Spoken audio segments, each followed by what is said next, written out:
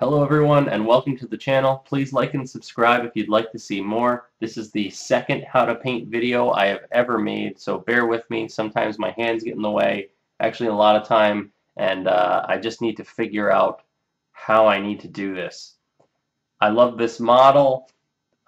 This is the model that you'll be painting, and hopefully this will be close to your end result. Hopefully yours will end up better than this. But I love this sculpt. There's like 35 some odd colors. I'm going to put all those colors in the description. If you want to just paint up to tabletop and you're not comfortable painting up to a higher standard, then I would just stop after the first set of highlights, meaning the highlights after a wash. There's a lot of details on this model. Make sure you use very thin paint. This is the most detailed FFG model to date. There's a lot of yellow on this model, and there's a lot of white, so I highly recommend priming white. That way it's easy to paint. Furthermore, make sure that when you're painting this model that you pose it or you base it in such a way that is compatible with the gameplay itself. FFG games are typically very strict when it comes to basing your models and height. So this is a good one. And you're going to use it in your Imperial lists if you play the game at all. And I highly recommend you pay attention to how tall it should or should not be in the game, and you paint it accordingly. Mistakes that I made in this video, there was one major one. I didn't realize that the stock of his gun is integrated into his right arm. If you'd like to paint the stock of his gun, which you should, it's actually pictured here in the rotating model. I recommend painting the Dryad bark for the stock during the Dryad bark step where I paint the pockets on the front of his armor. I recommend you paint the squares, the black squares on the stock during the step where I paint the gun itself black. As far as washes are concerned, I put 2 washes of Agrax Earthshade on the stock of the gun itself, and I highlighted the wood with Mournfang brown. That's what you see here. It's a very light highlight. Anyway, thanks for watching. I hope you enjoy the video. Like and subscribe to see more. Please, let me know what you think of the video, anything I can improve, and in the comments below. I'd love to hear it. And if you have any experience with your Boba Fett model that I don't mention, please share it as well. Thank you.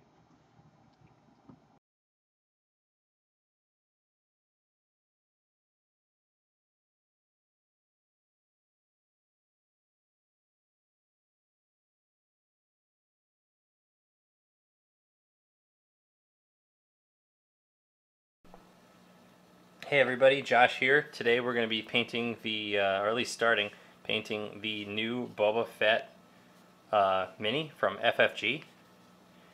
It's pretty good. This mini has a lot more detail on it than other FFG models. I'm really impressed with it. There's all sorts of details on this guy that are just so cool, between the little spikes on his gauntlets. He's even got the tools inside of the pockets on his shins. Just a super detailed model. So be careful priming this guy. I've already primed mine. I've used white. You can use black. You can use whatever color you want, as long as it's a nice light coat of primer, because there's a lot of details on this model that you're going to want to bring out in your paint job. But I like to piece my models. So in this particular case, I have the Jetpack separate. I have the cloak separate, just so I can paint all the details on the cloak. Relatively easy. I've got the helmet separated, just so I can, focus on all the details on the helmet. And I put the leg, torso, and arm together because, quite frankly, these pieces create like a very open pose, and we can get at any aspects of the model that we need to. So the first color I'm going to start with here is Celestra Gray. I've been doing a lot of research on what Boba Fett looks like in the movies, and apparently there are several different versions of Boba Fett, all with different details, but the one FFG seems to have sculpted here is the Return of the Jedi sculpt when he's flying above the Sarlacc pit and Luke is trapped and they're trying to push him down. So first color I'm going to pick is Celestra Gray.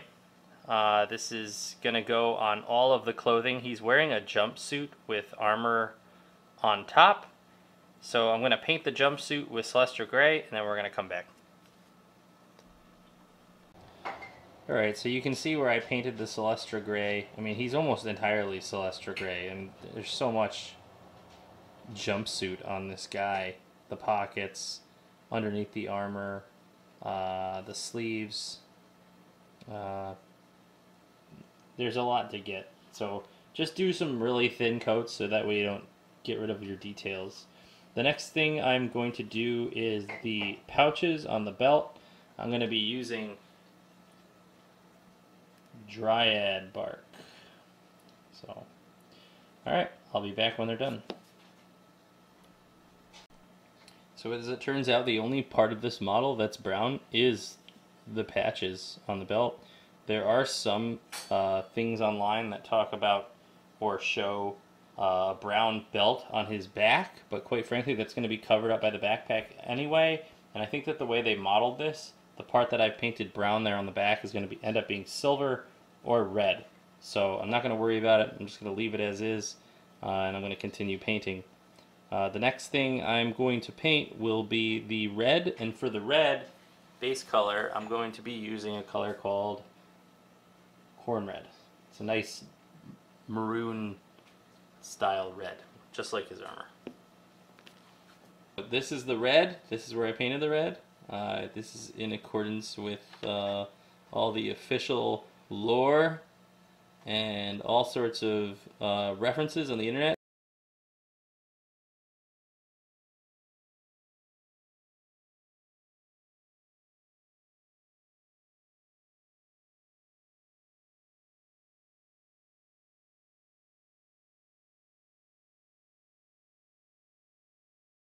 Don't forget that little red line underneath his pouches, the gauntlets. You know, obviously the gauntlets are red. And then finally, the other gauntlet over here. You know what I forgot? And this is so stupid. I forgot to paint his helmet.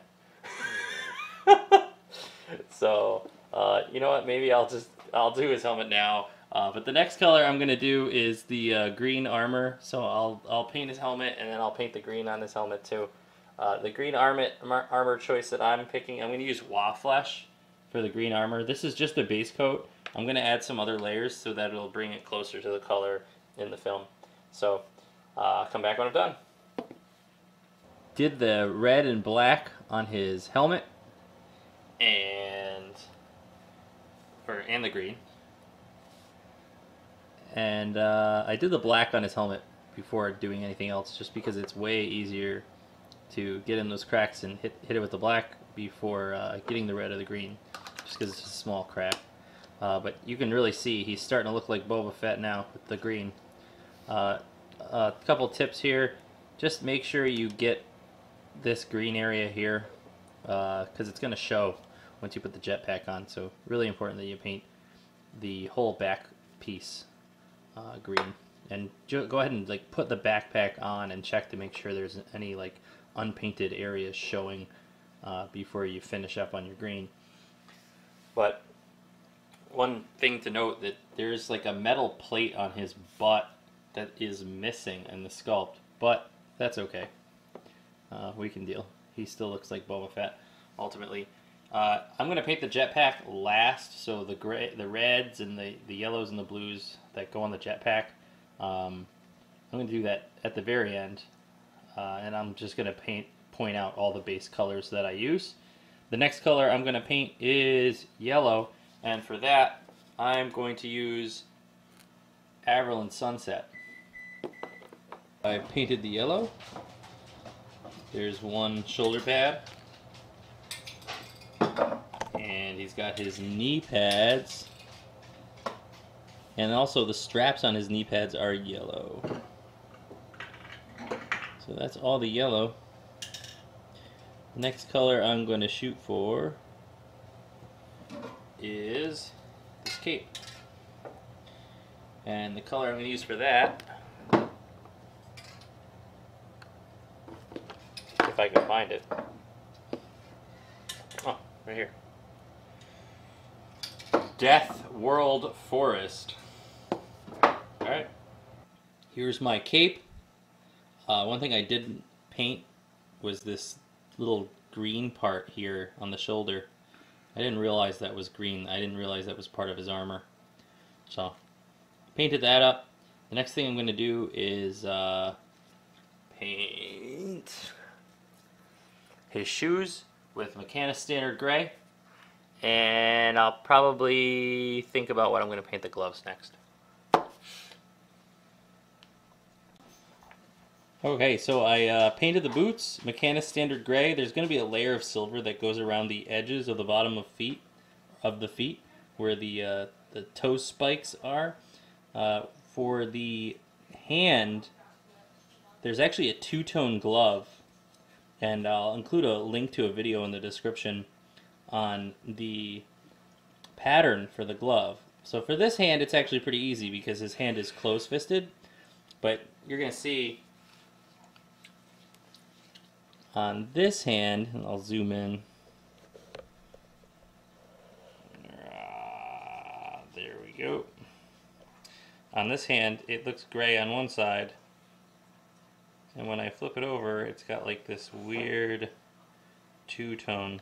So I'm sure if you just wanted to paint this all one solid color, that'd be cool, but it's not good enough for me. I want him to look like the movie, so having the two-tone gloves, that's a deal breaker for me.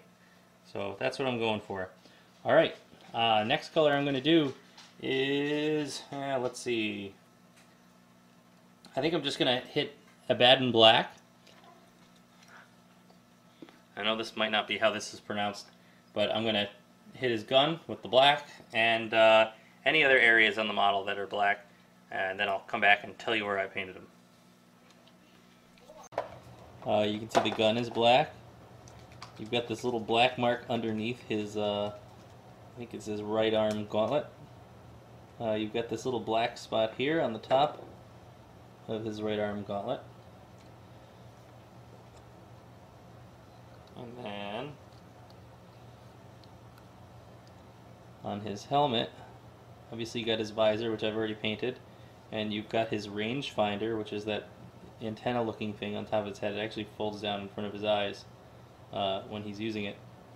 And you've got these little black lines that I'm going to use to create extra details on the right and on the left sides of his head. They look kind of sloppy now, but they'll look better when I get silver on there, which I'm going to paint next. And then finally, over on his left arm gauntlet, you've got this little, I think it's his flamethrower. Is that the flamethrower on the little? No, the flamethrower is on his right arm. That's his whipcord. Yeah, that's his whipcord. Okay, and then I'm also going to paint the tip of that whipcord a brass color. So I'll go over those colors I'm going to paint now. The whipcord tip is going to be painted with Skullcrusher brass, and all the silver is going to be painted with lead Belcher. There's a lot of little metallic details that we've got on his knee pads to the right, and on the on the left side of the left knee pad, and on the right side of the right knee pad there are little nubs. They're supposed to be silver.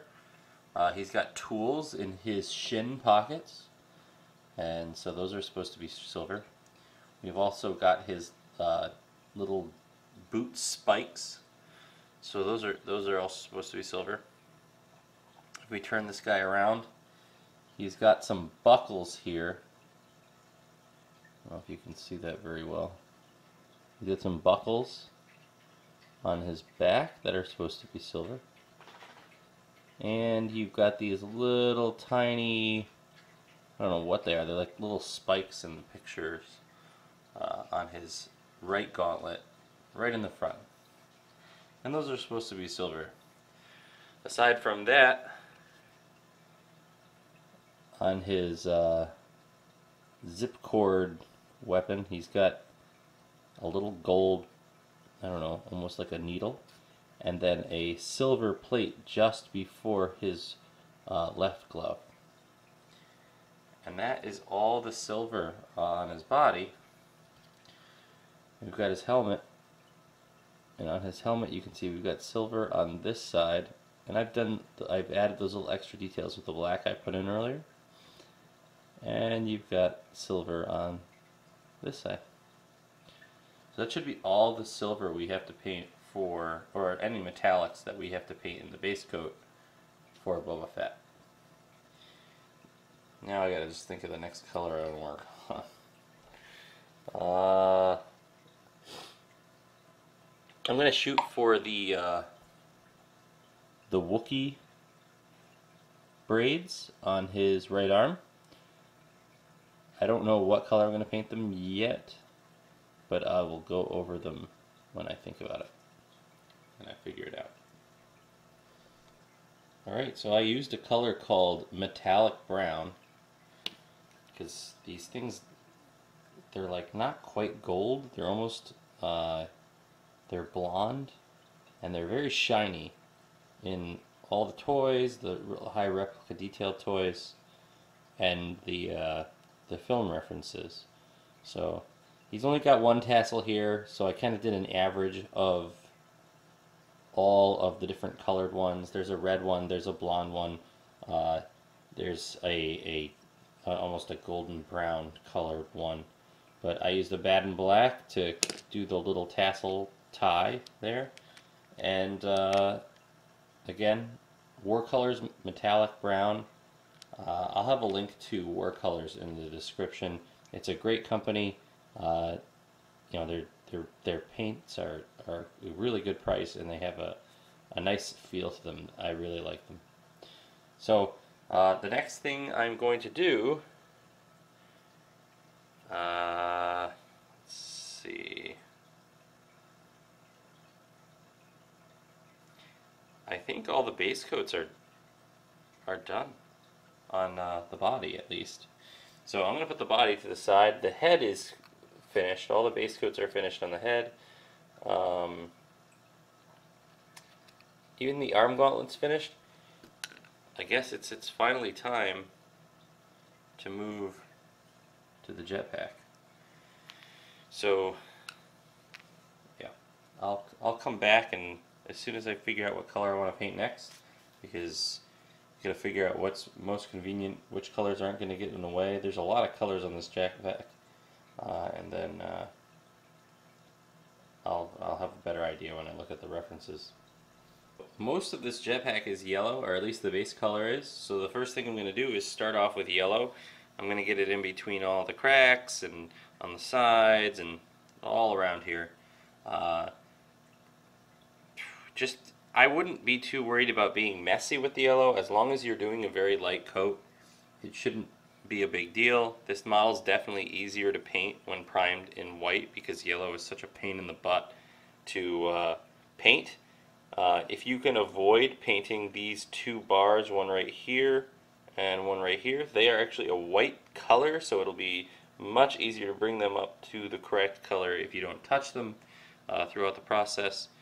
But yellow is kind of an easy color to paint white over, so not too big of a deal if you hit it. The other things that are white are these little, I don't know, it's like the tops of these little warheads on the left and right side of his body. They look more like gas cylinders for his jetpack. But those are also, they have white coloring on the stripes that just below the red cap on the top and on the bottom. So I'm going to go paint all this yellow, and then when I'm done painting the yellow, I probably will do the red, because the red is on the inside here, and if I paint the blue first, I think it's going to be very difficult to not touch the blue. You know what, nah, I'll do the blue first. I don't know why I said all that. Yeah, I'll go yellow, and then I'll go blue, and then I'll come back, and you'll see what I'm talking about. So I finished the yellow. I forgot to mention that this is Averland Sunset. I painted the sides, at least I started, and I didn't realize that it was unnecessary. The sides are actually blue, so when I'm done with the blue, well, I'll show it to you. The blue I'll be using is a Stegadon scale green. I'm not sure why they call this green. I guess it is a little more green than, but it seems more of a blue to me. But it is the right shade of blue for his jetpack. So Stegadon scale green. I'll come back when I'm done. I started painting and I forgot to hit record. Next color I'm going to use is the red. It's going to be Khorne Red, and as you can see, I painted a little bit already, but you can see this jetpack is really starting to come together with that red on there. The red, white, blue, and yellow just looks so good. There's a lot of detail on this jetpack. You can see this blue stripe right there, just above the yellow cylinder that runs through the center of the jetpack. That's all hand painted details. If you want to avoid painting that part, I might suggest just painting it yellow, or just painting that whole piece blue on the top just above this like ridge line, if you don't feel confident in your abilities. But what I do when I hand paint things like this is typically I'll take one color and paint up to that color. So I painted yellow here, and then I painted a blue stripe up to the yellow where I wanted it to stop, and then I painted away from the line that I created that I liked. And typically it won't be a perfectly crisp line when you get up real close, but when you're looking at it from, you know, a foot away, it'll look great. So that's what I've done here. And with practice, you know, you'll get better and better at it, and your line will get more crisp. Just make sure you use very thin paint.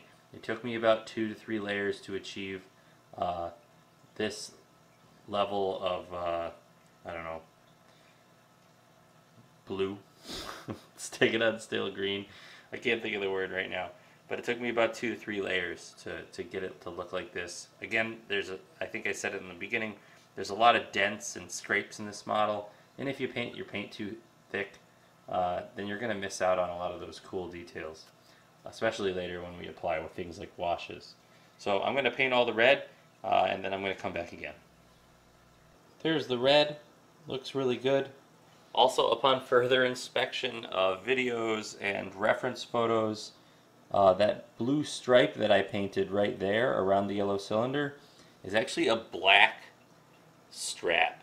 So I'm going to go back, I'm going to touch that up, then I'm going to paint all the silver details on this model. There's some little nubs sticking out here, and this rocket has a lot of silver on it. And I believe the tip of the rocket's black. I'm not sure. I'm going to have to look at more reference. If it's red, I'll paint it red. And then we've got these little thrusters here, and later I'll show you guys how to paint the fire. I don't necessarily like fire on, I don't like painting little blobs of fire on my models, but I'll do it just because it came in the kit. I know that some people will want to put that on their Mini. So I'll come back once I've painted all the silver, and then after I do the silver, I'm going to touch up the white.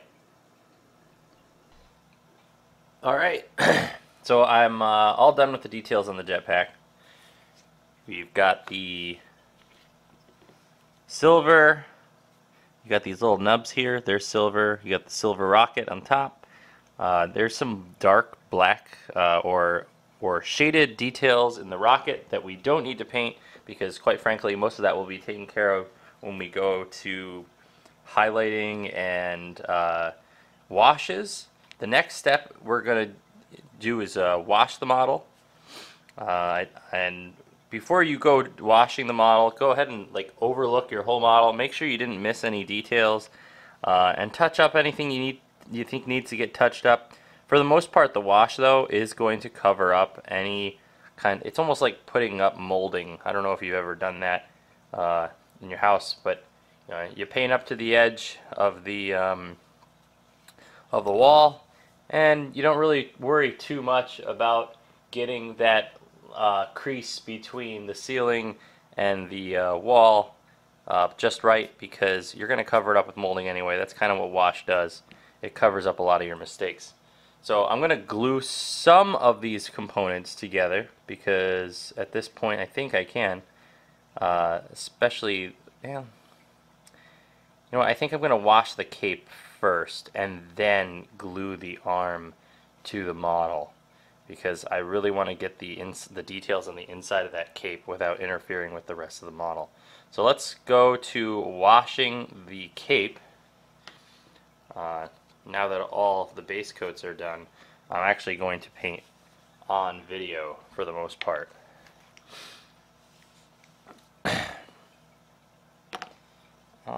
So the first color we're going to use, at least for the cape, is going to be Airgrax Earthshade, because I really want to bring out earthy tones in the canvas tattered cape.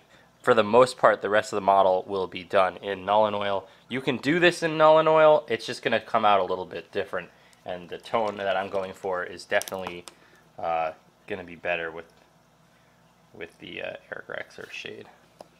So I got some on my brush. I'm just going to paint it right on there. And I'm going to try to avoid painting any parts of the model with the wash that I'm going to hit with Nuln Oil. And I'm mostly going to focus on getting it in the cracks, because I want to differentiate all the little tears and holes. Some more on my brush. Always be careful with this wash. You're going to dump it all over the place. So just make sure you close it every time you open it. It's expensive and not fun to spill.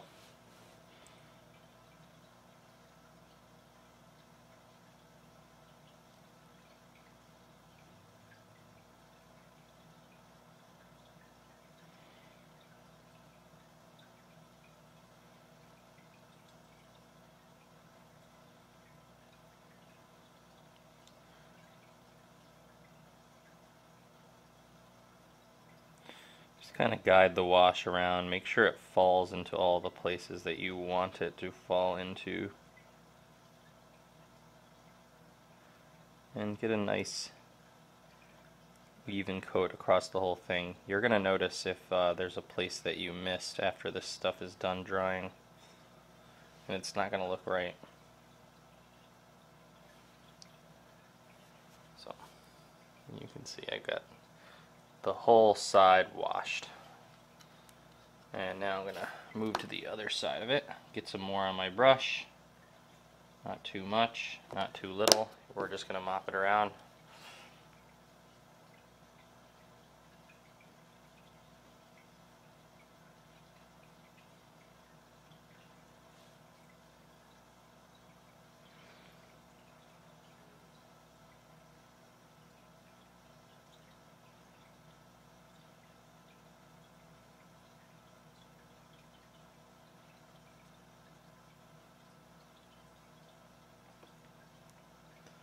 Alright, I'll let this dry,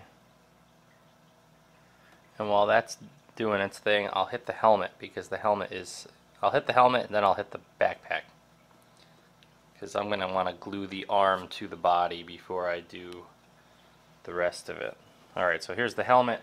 I was saying before that most of this model is going to be washed in Nuln Oil, helmets included, so I'm going to grab Nuln Oil. There we go. Shake this guy up. Alright. Get some on my brush. And go nuts.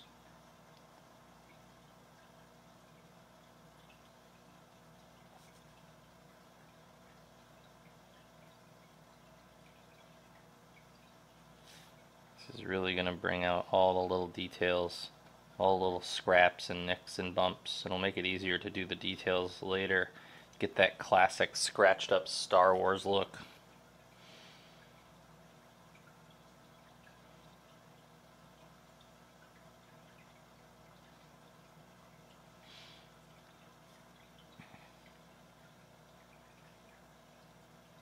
Try to focus on getting the wash to pool properly in these like little cheek, recessed cheek areas.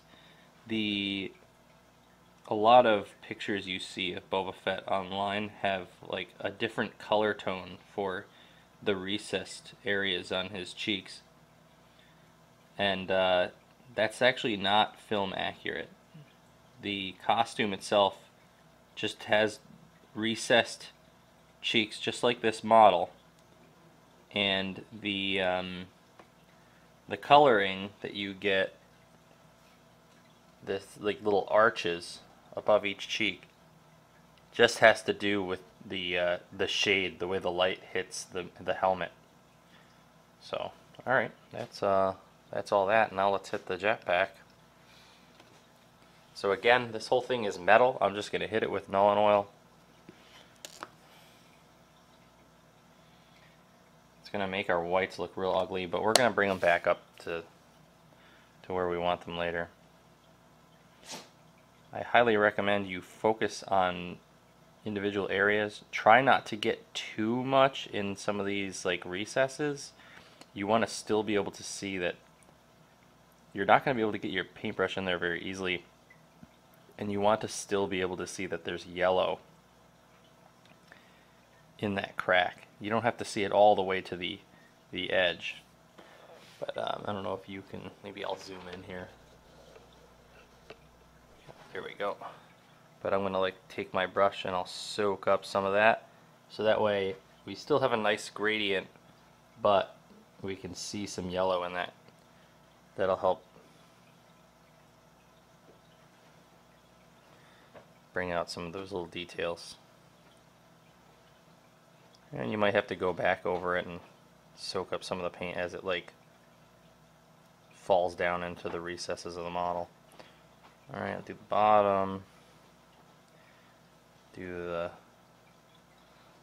sides, get some more Nuln Oil.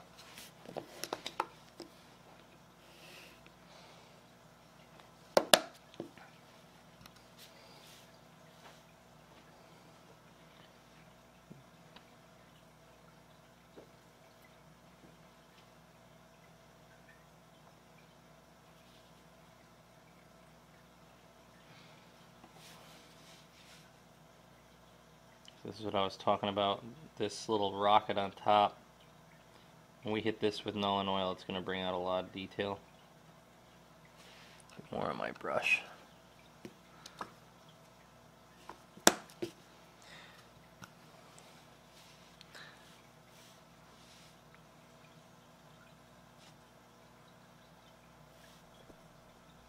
Focus set.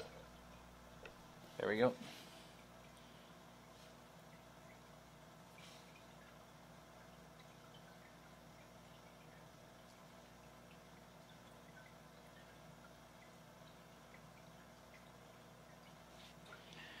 You see this, like there's a little too much in that crevice there. Soak some up. Just so I can see there's a little line. Get some in these little recessed areas in here. The warhead, or the cylinder tips for the I don't know what that is. I don't know what the... Oh, it's like there's like a center cylinder for the rocket, and then there's these side cylinders for the jetpack itself. Make sure I didn't miss anything.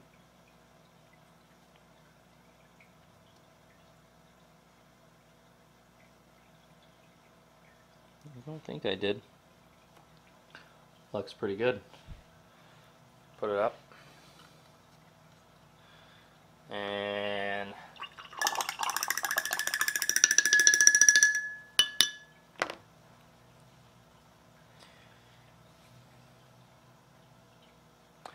guess we can start doing the body. How do I want to approach this? I think I'll focus on the legs and keep the torso separate for when I attach the arm later, when that stuff is dry. So, alright, grab some more.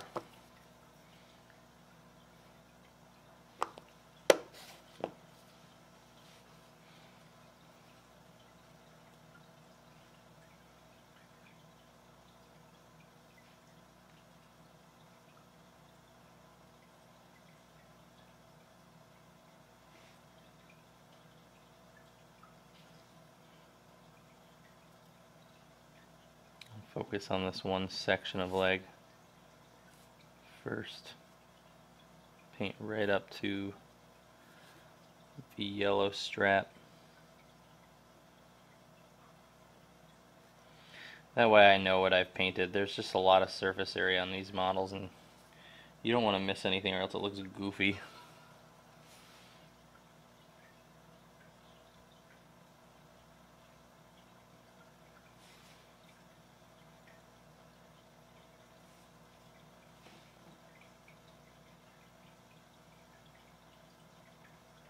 Alright, looking good. I might actually use Airgrax Earthshade on these leather pouches anyway, so just a separate shade. Really, it's not getting enough in those recesses right there. Not as much as I'd like. Soak up a little bit in here. Alright, that looks great. I don't know if you can see that very well, but that one section is done. Now I'll move on to the knee pad. Let me grab some more Nuln Oil. Put this up to dry.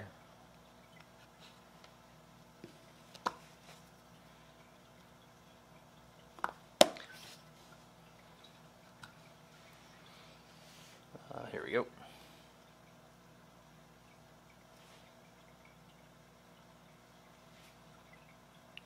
And the bottom half of the leg right away. Just do both. They're separated enough.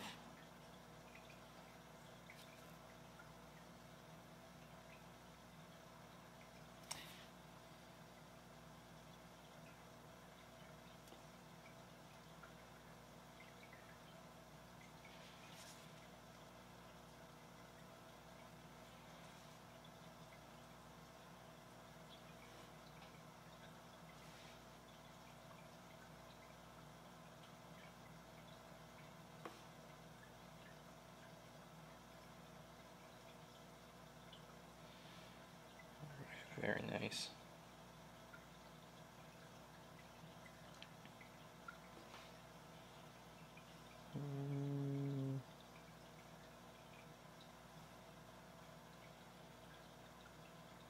Sure you don't touch any other part of the model.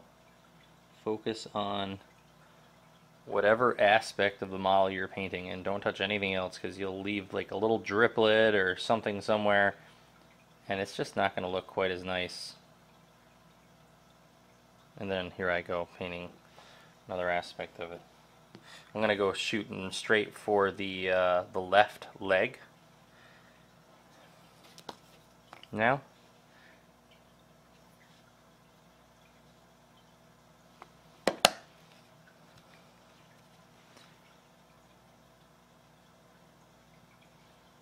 And I'm just going to gun down the whole thing.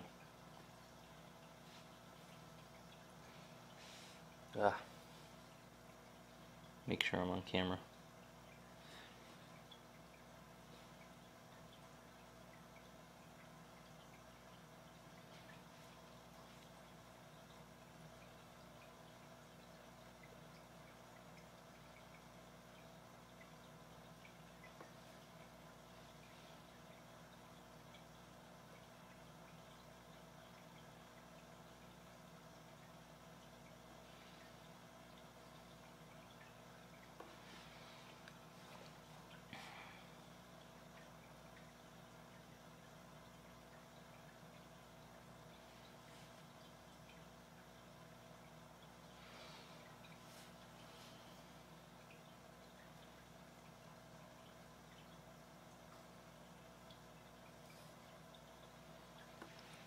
it some more.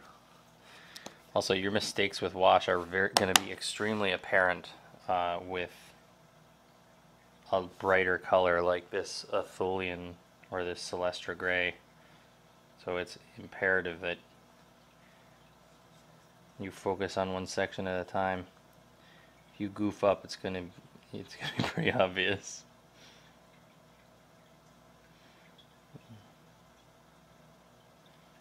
Whites are typically very flat.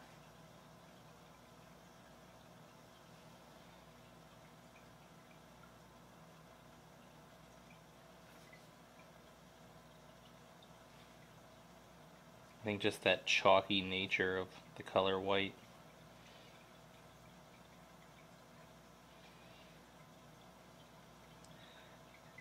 causes it to when it causes you to see your mistakes. Alright, I think I got all of his pant leg. Soak up some of this, a little too thick in certain areas. Not enough in others. Make sure it's all consistent. Looks good. Do this other pocket. Oh, I need more.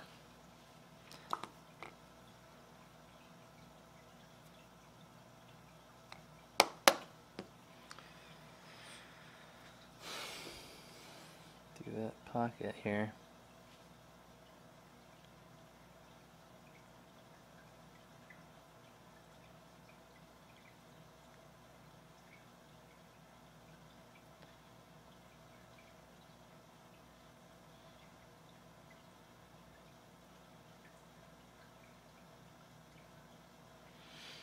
Alright, I guess I'll hit this belt here. This portion of the belt can be hit with Nuln Oil. The silver with the red portion of the belt with the silver buckles. There we go. Did I miss this under the boot?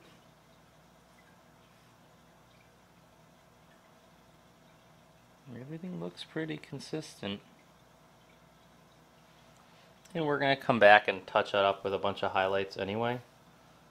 But everything was looking pretty darn consistent. I really like how that's turning out.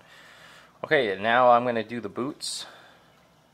So I'll get some more on my brush for the first boot.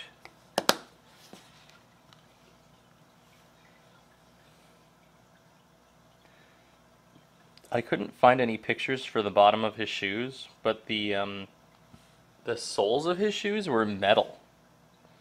So I just assumed the bottoms were metal too. And honestly, they look pretty good. So.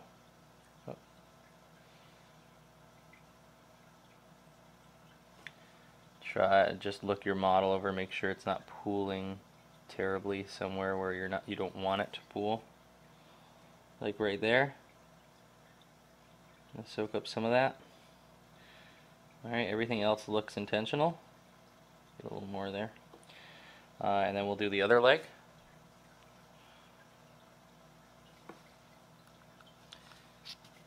Or the other foot.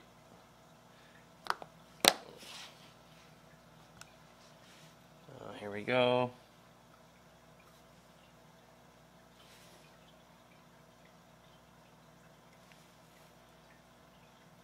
On the back there. Make sure we don't miss any on the insides of his feet. Nice. Alright, I'm going to let that dry for a bit. And then I'll come back when this is pretty good and dry. Cool. There we go. You can really see all the details starting to come out with the wash. When it's dry, it'll look a lot better.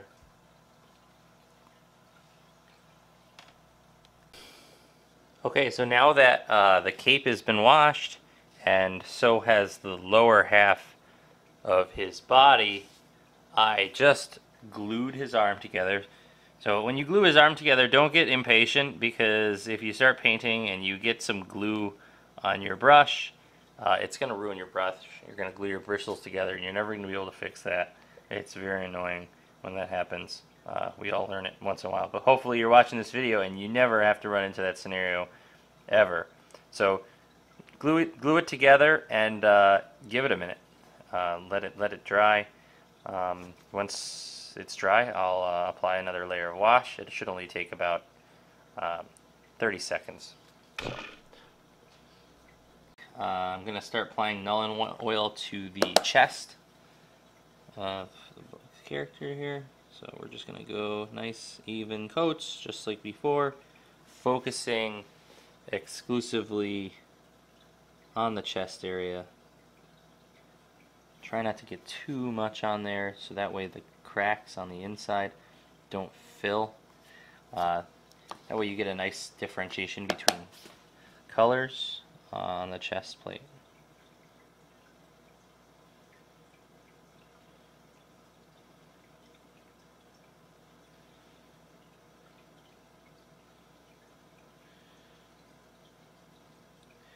Alright, now go for the back. We just got to coat it enough to where the jetpack is going to cover up anything that we don't paint. And actually, you don't want to paint the area that the jetpack is going to cover up, because it lets you get a better seal if there's no paint when you glue it on. So I'm just going to go back over these cracks with my brush and make sure that there's not an excess of paint.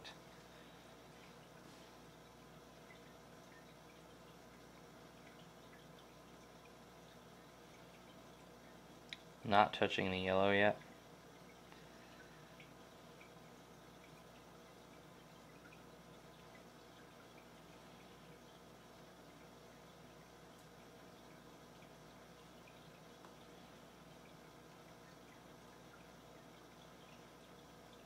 Great.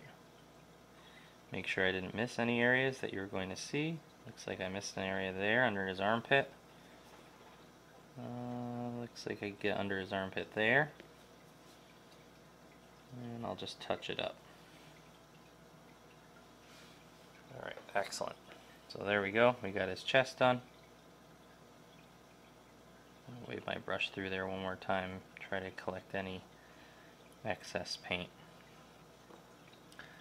Okay, now I'm going to do the arms. So I'll start with the pauldrons. I'll do the pauldrons first. Get those out of the way. You know what? Rather than do the pauldron, I'm going to just do the whole left arm.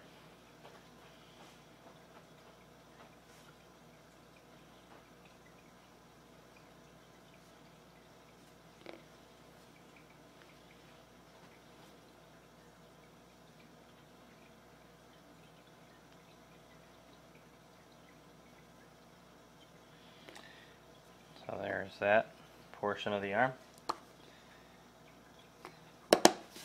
And I'm going to hold on to his gun the whole time I'm doing this, because quite frankly, if I rub paint off the gun, it's not a big deal. The whole thing is just black until we put detail on it. And then once we start really doing all sorts of detail, we can just hold this guy by the base, because this whole thing will be glued together while we're painting all the little nicks and scrapes. Alright, great. The glove is really important. Make sure that all of these little tiny lines in his glove have some wash in them, because those are just really cool, important details that you want to show up in your model. It's all the little things that make these, that bring them to life. And when you're doing the inside of the hand, you really want to accentuate that, you know, that little that mark where his thumb is. in the center of the palm of his hand.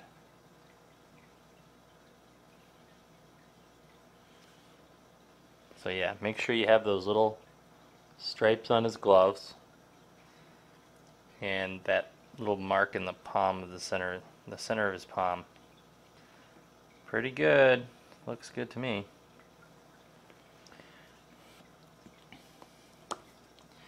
Alright, now I'm going to hit the tassel here.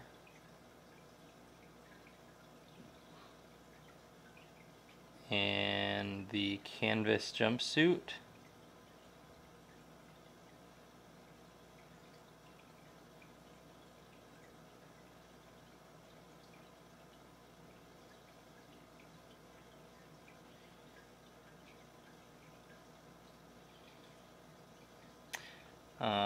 You know, a lot of you, maybe you noticed that I didn't paint this tube going from his right pauldron to his flame thrower.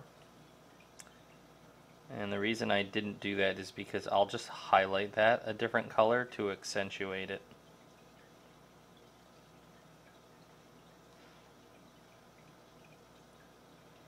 I'll let the wash do the work for me, and then I'll highlight that tube with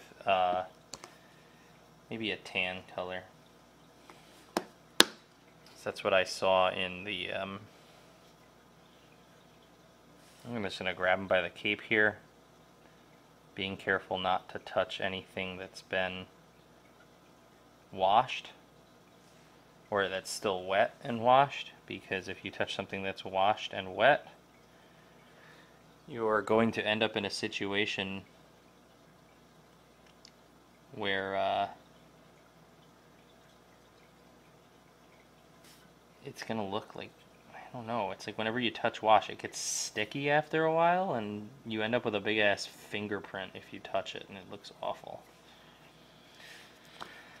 So back when we painted his hand holding the gun, I didn't paint the individual fingers, I just ran over them with the gray. I think it was a Mechanicus standard gray.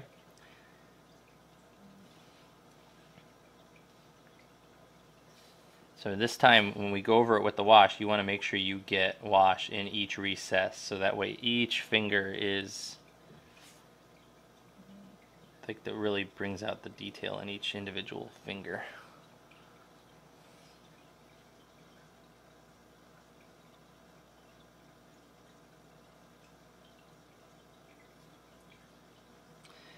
And right now I'm just looking over all the details and making sure I didn't miss anything on his gauntlet there.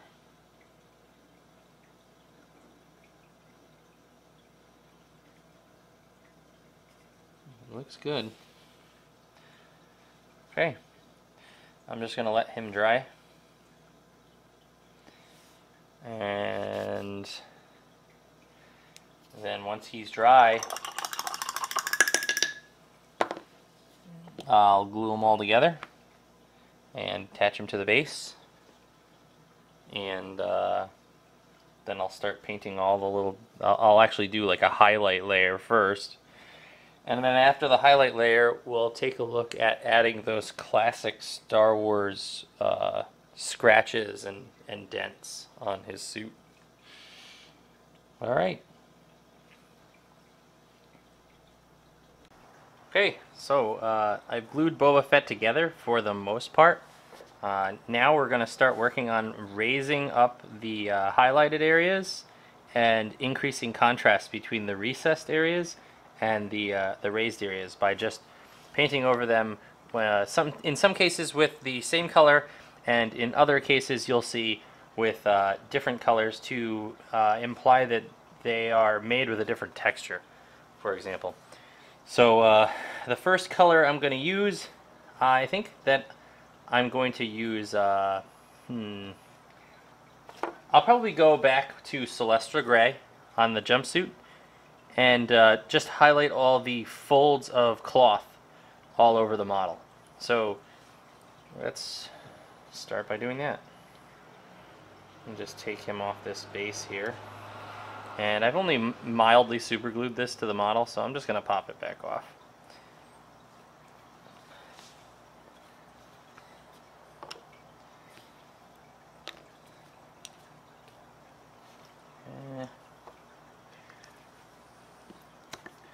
Go back into our Celestra Gray. And get a little water in there, because we don't want this to be thick. We kind of want it to be translucent or lucent, but we also don't want it to be runny. So kind of keep mixing our paint until we get the consistency that we're happy with, and then go to town. Let's see here.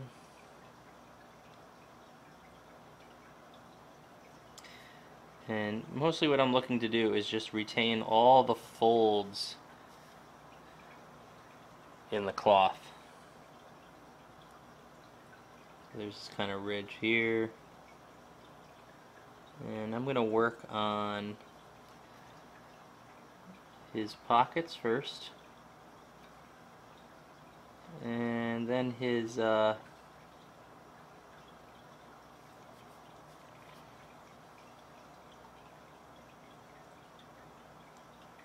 pant leg second.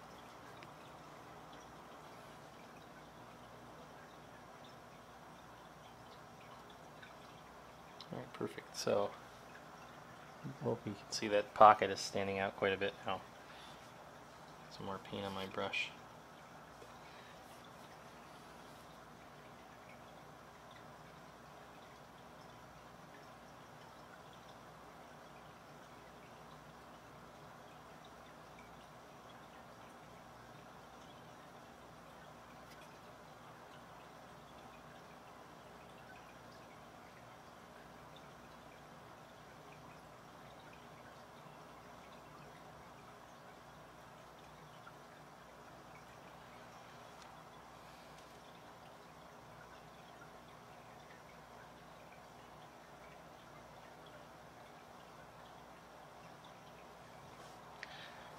Pretty cool. I'm actually not going to touch the sleeve of his pants, the transition between his pant leg and the boots.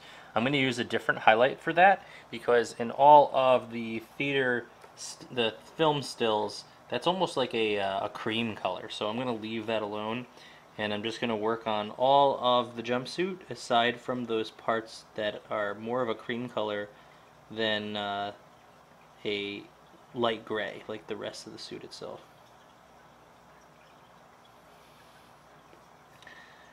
Alright, so I think that pant leg, the bottom half of that pant leg is done. I'm going to go to the top.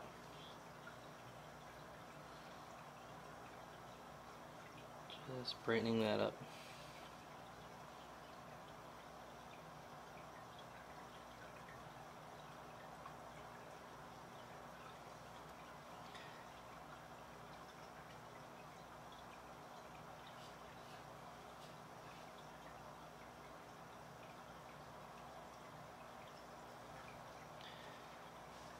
I'm actually not going to focus on the other side of his leg. I'll leave that dark.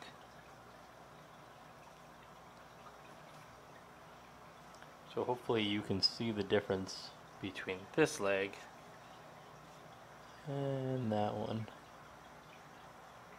This one. It definitely looks better off camera.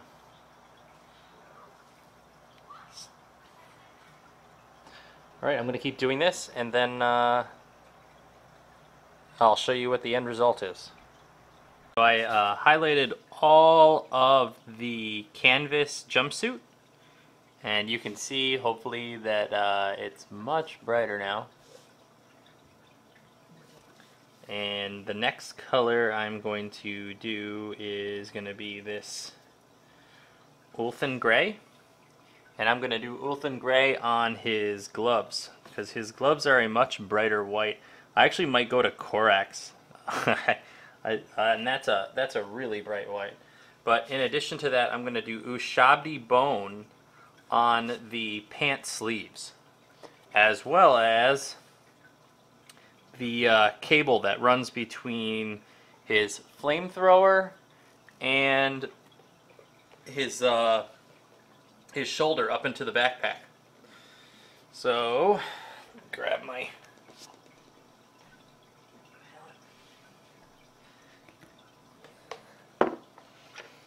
First thing I'm going to do is mix some of this up.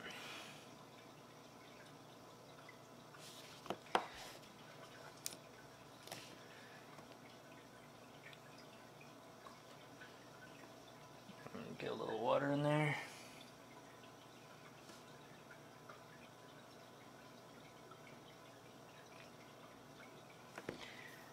And touch up that leg, that pant leg.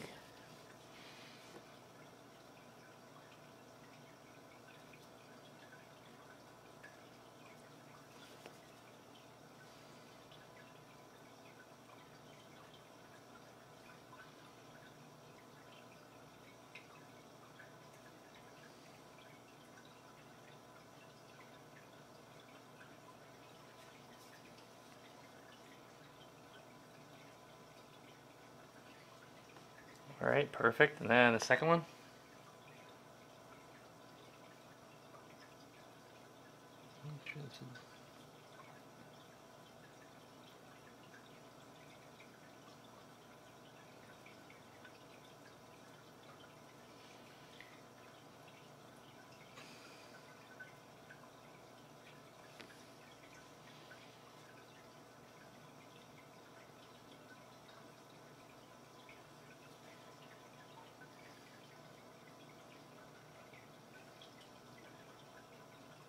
Get in there. Alright, that's it for those.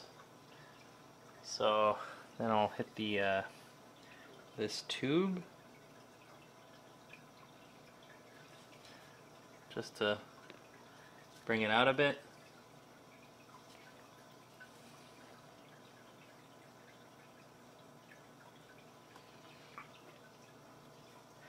And then what I'm going to do is I'm going to hit these gloves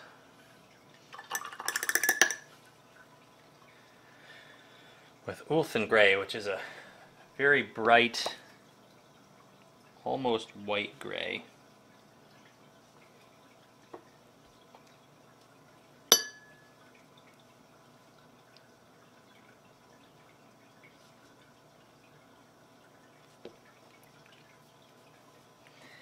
So I'm just going to run this slightly over each one of the little ridges on the top of his glove. And then just tap the edges of his knuckles just one at a time.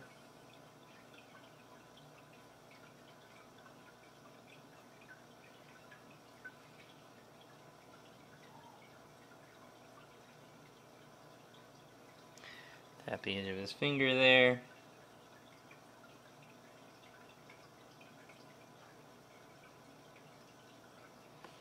And the edge of his glove. So we get that nice little white glove look.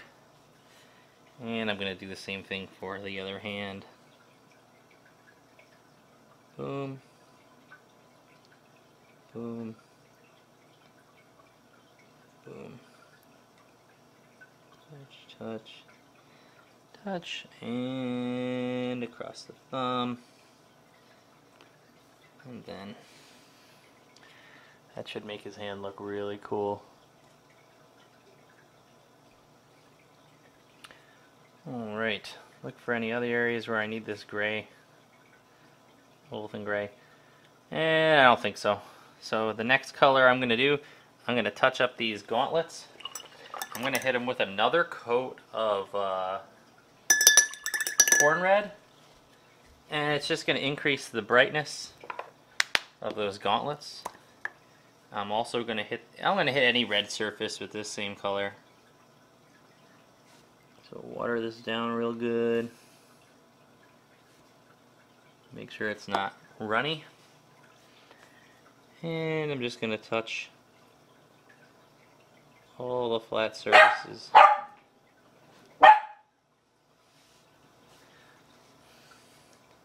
I'm going to do this for all the red.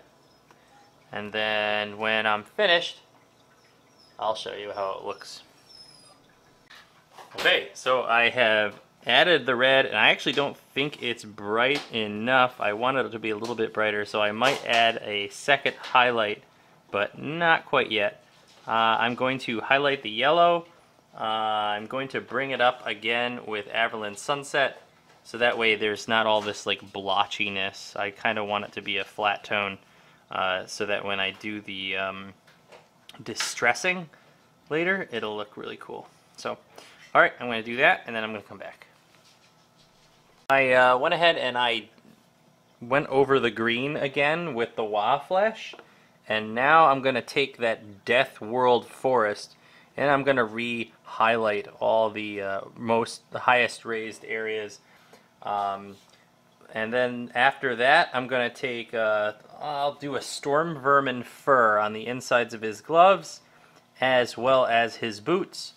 And then I will touch up all the silver areas, not the damage effects, but the parts that are legitimately just base coated silver, with, let's see, I'll use Ironbreaker for that. Let's see, yeah, there you go.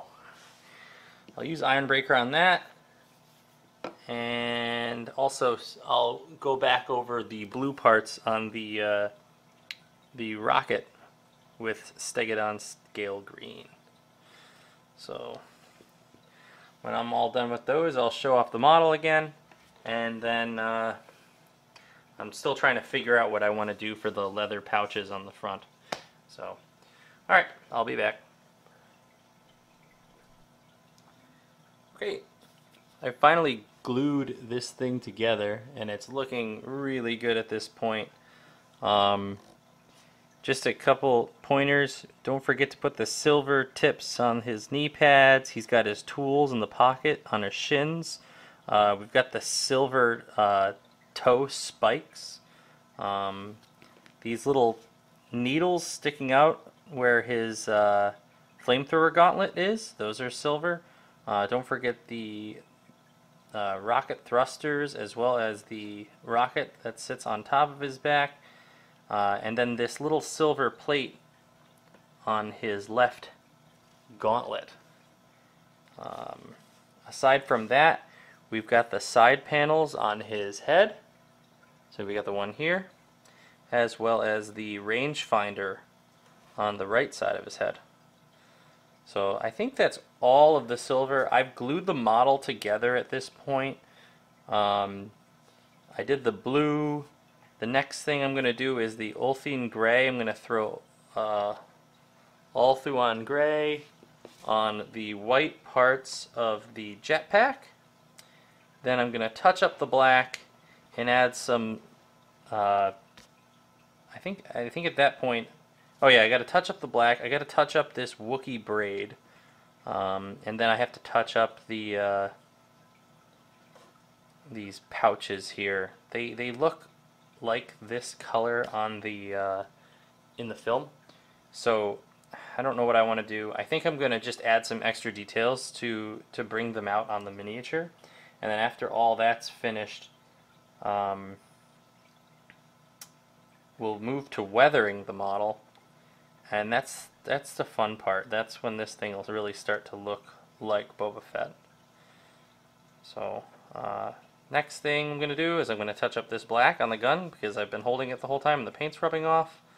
And I think I'll hit the edges of these pouches with a little bit of Mournfang brown, just a little edge highlight on each pouch, just to bring out the details of the model. Oh, and then the Ulthuan gray on this white.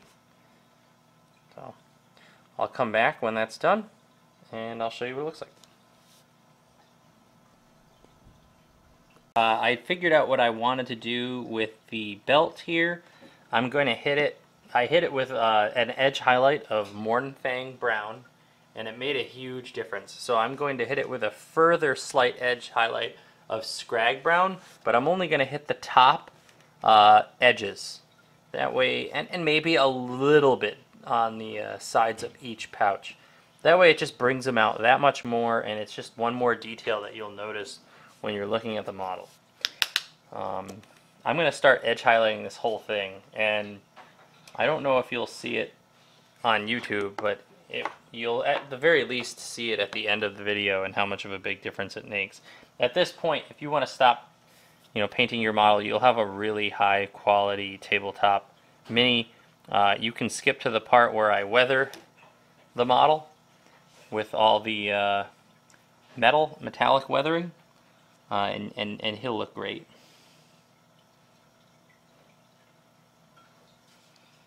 So I'm just gonna get some little edge highlights in there.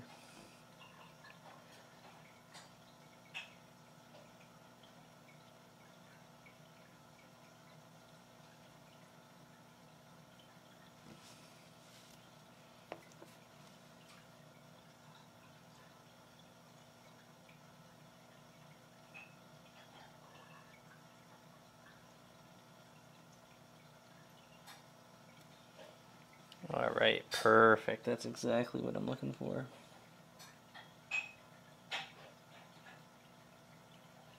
And get one little dot under each pouch. Yeah, that looks excellent. That's exactly what I want. Do one edge on top to separate them. Perfect. Oh, I really like that. I don't know if you can see it that well on camera. Let's set the manual focus. You can probably see it now. I'll zoom in.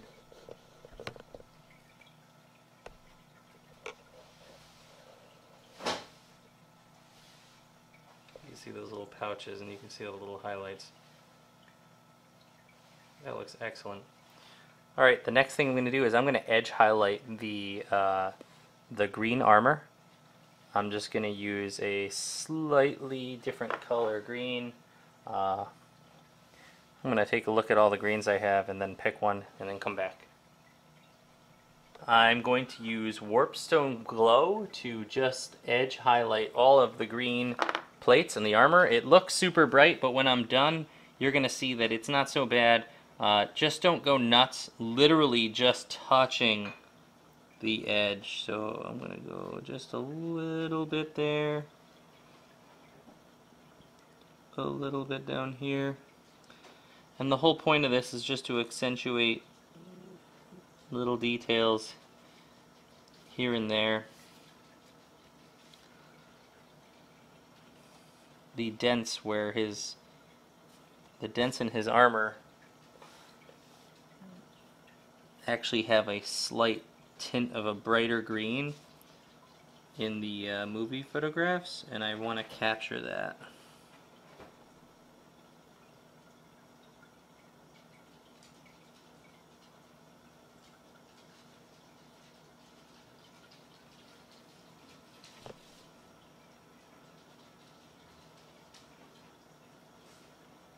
Oh, I bumped the camera there. Sorry about that.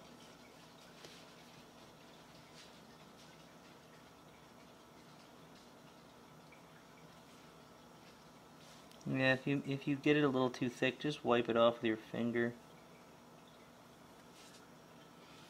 And it should be pretty watery, so even if it is a little thick, it should just blend in with the rest of your model. But it's going to add just enough contrast to really bring out the detail in each plate.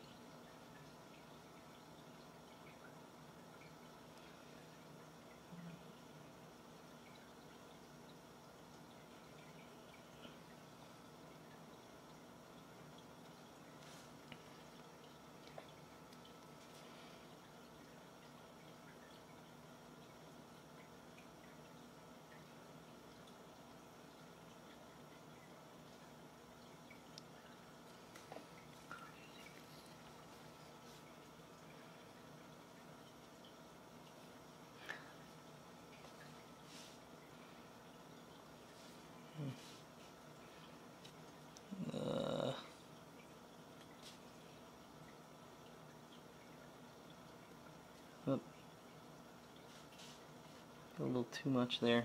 That's hard to get this one plate.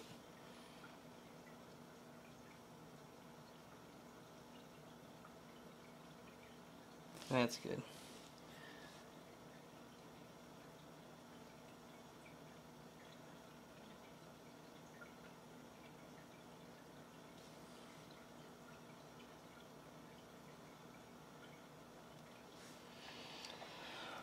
Alright, cool. And I don't know how well you can see that on camera, but you should see it's like a little bit more defined than the top. And so I'm going to go into the top plate and just go right along this edge.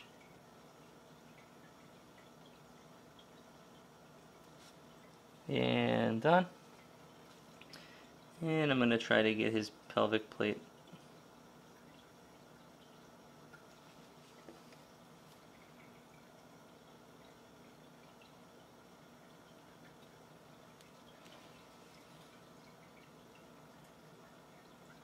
I actually don't notice any scratches on this particular plate in the film references.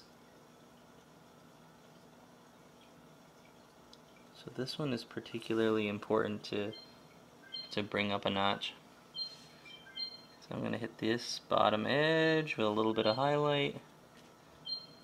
This bottom edge over here. And that should be all of the highlighting we need. Well, maybe do this armor in the back here.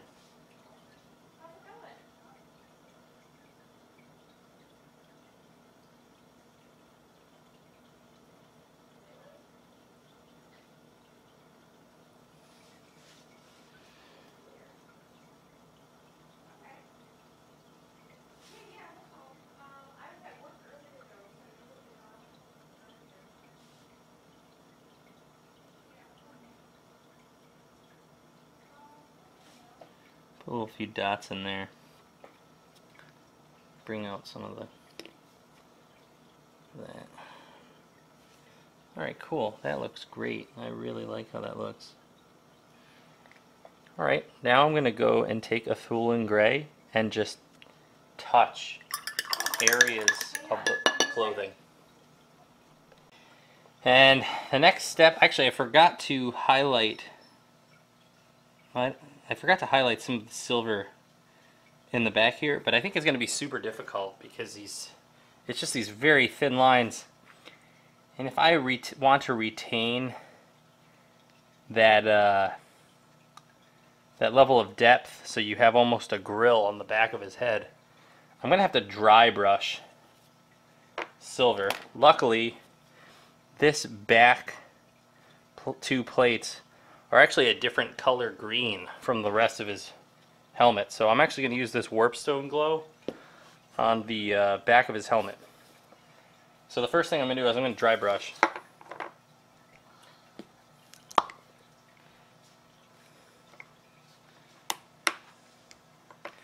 To do that, I'm actually going to do very little at a time with a smaller brush because yeah, that looked good. Alright, that brought it up just enough.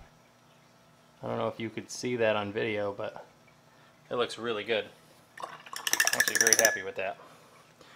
And then I'm going to take this Warpstone glow and I'm going to water it down quite a bit because I don't want the opacity of this paint to be too high. I actually just want it to be a semi-transparent layer because it's not the color of Warpstone glow. It's actually somewhere in between this dark green, Waaagh green, and the Warpstone glow color. So, let me turn on this light here. It's not up light.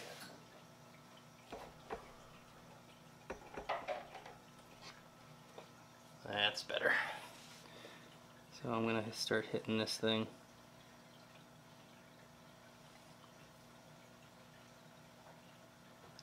With an even coat, but not so thick that it's going to be the same color as Warpstone glow. And then if I don't know if you can see it, but I'm actually avoiding the recesses to retain that shade because we're going to use that later with the silver. to show wear and tear. So a slight blue-green.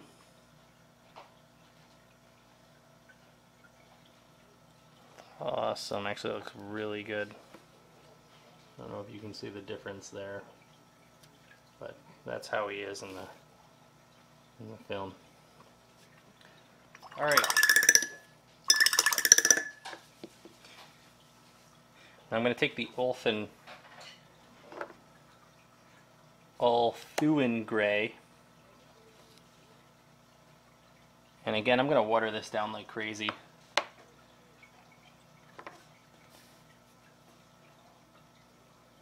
And then have like almost a transparent layer.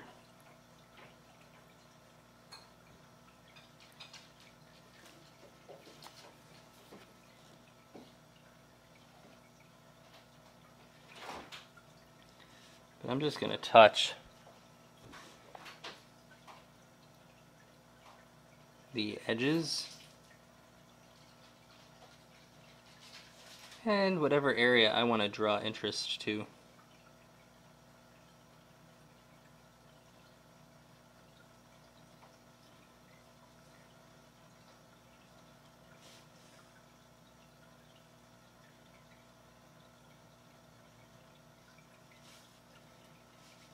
So the tops of his knees, the tops of these folds.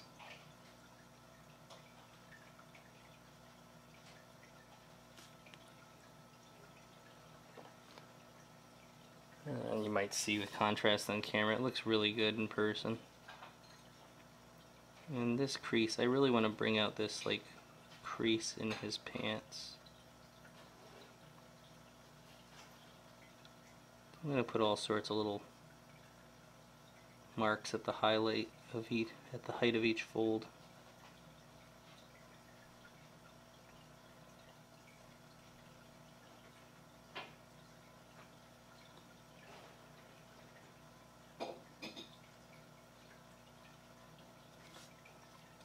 There we go.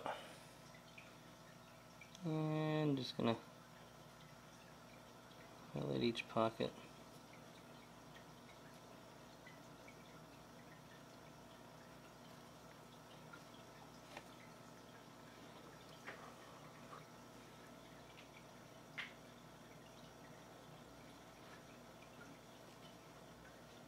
Get all the edges.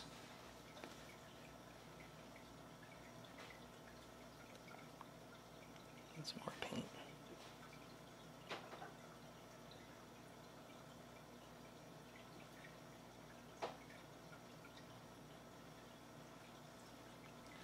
This will just make it look a lot less linear and boring.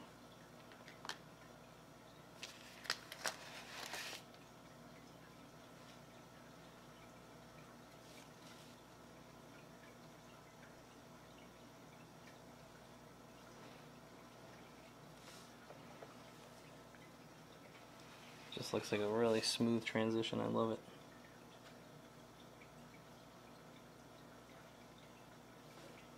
I hate base coating, but this is very fun. This model is also really fun. I'm sorry it costs like $150 in paint to get it right. But there's got to be like 100 different colors on this guy. It's insane. I'm trying to reuse a lot of the colors so it won't cost you guys too much.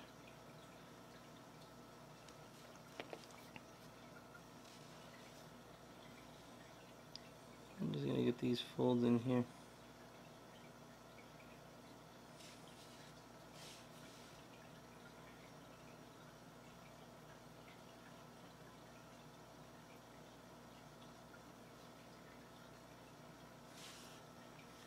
Very nice.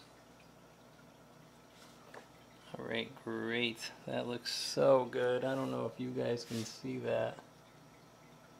But it looks slick. I don't know if you can see the difference between the two legs. Add some more water in my paint. A lot of people like these wet palettes. I actually am not a fan. I just have really watery, thin paint.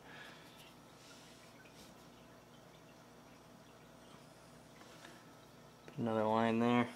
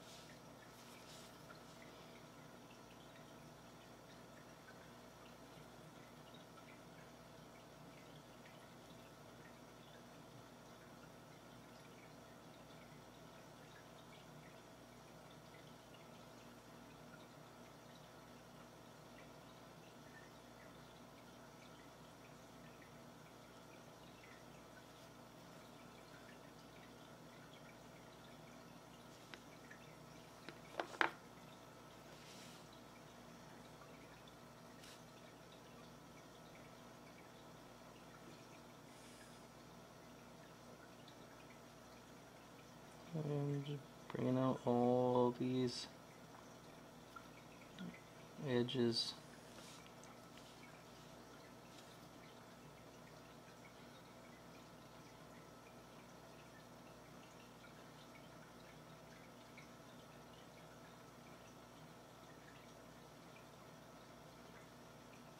This is so subtle, but it makes such a big difference.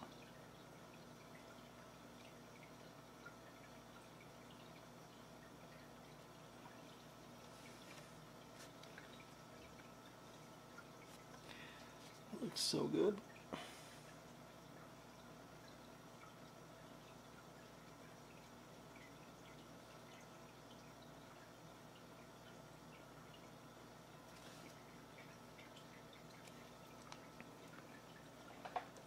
Nearly done with his legs, actually. I think I'll add a couple more highlights in this pocket, the little wrinkles.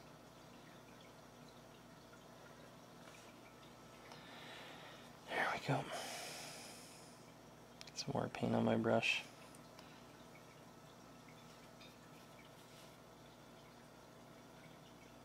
Oh. One of those times I'm wishing I didn't put the cape on, but I think I could still get a lot of these folds.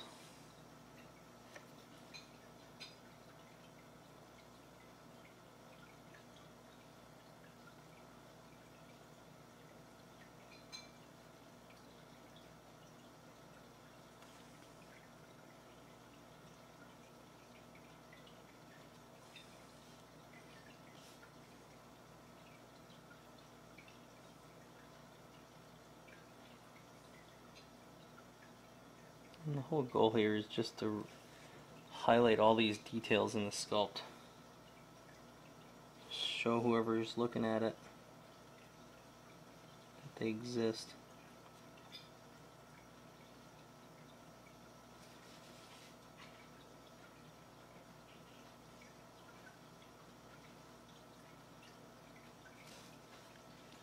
Alright, that looks excellent. Really happy with that. Alright, now I'm going to do the part underneath his arm. A lot less to do here.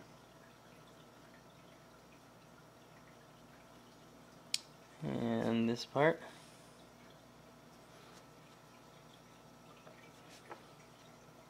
Okay. Just checking on the camera, making sure you guys can see what I'm doing.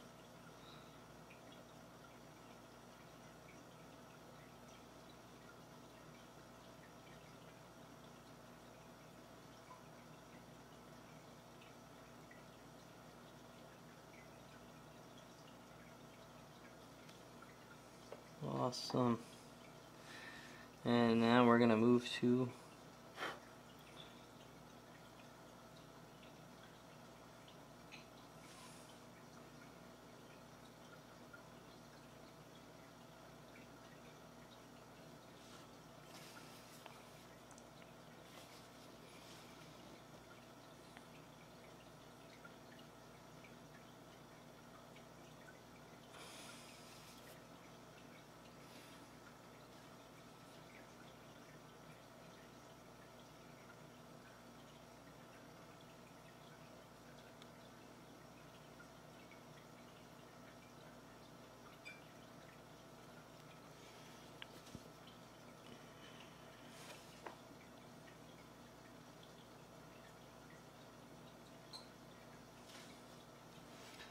Alright. Yeah, it looks really good. Just get this little neck part, couple touches.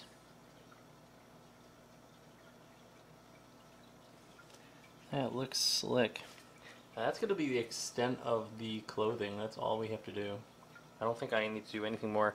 Maybe dirty it up a little bit later, add a little bit of mud splatters and whatnot. But that is all of the leather, the clothing. Now I guess we'll do the shin guards. Go for a even brighter yellow. We're going to use Flash Glitz yellow, and we're just going to touch very lightly on the yellow. I'm not really going to do much to it.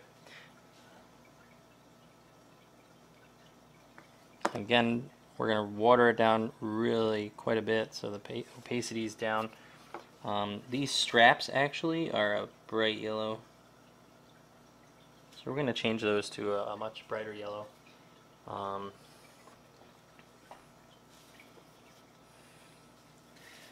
Get underneath this cape. These are one of the few things. This is actually a much brighter yellow in the movie. It's like a almost fluorescent.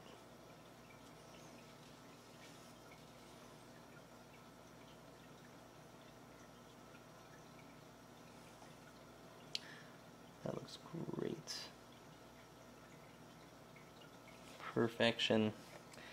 And then we're just going to take this and we're going to edge, just get these edges, brighten them up just a tad, and show off some of that battle damage.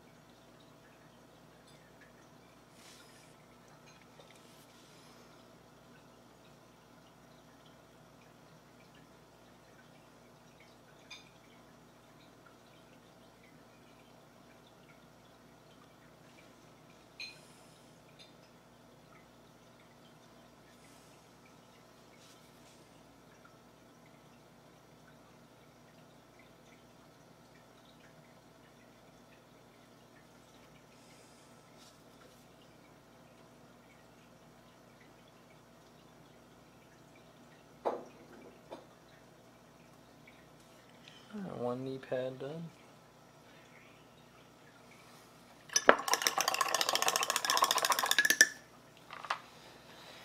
And now we gotta get the other one right.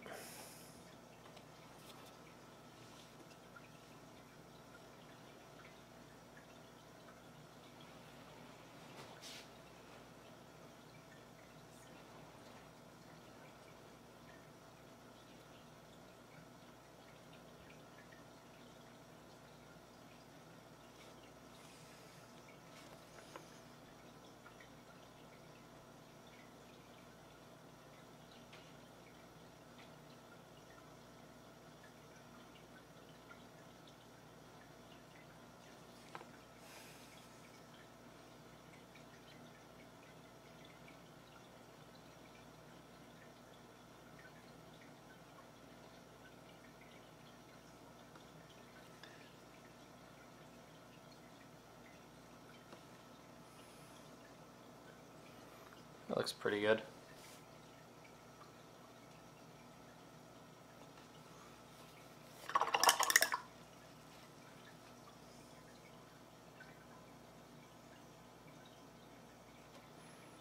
So for these pauldrons on the shoulders, I'm gonna have to reset the video feed soon.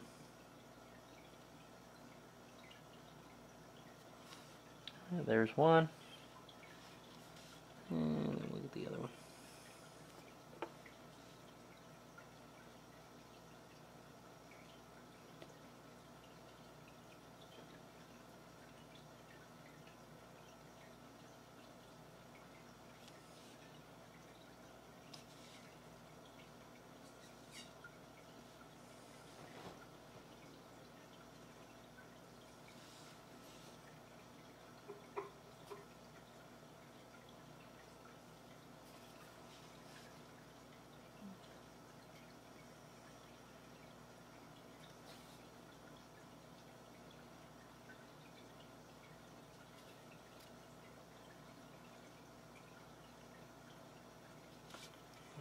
Very nice.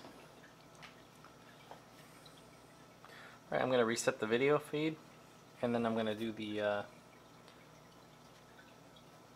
back.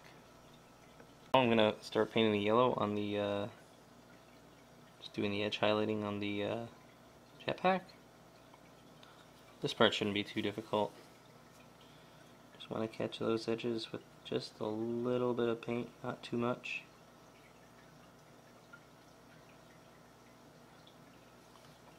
Just come real close. Barely touch it.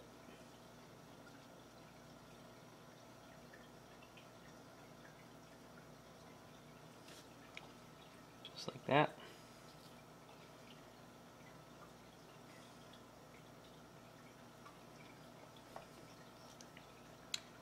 And I'll put a little touch of yellow in these areas with the cylinder, so it stands out.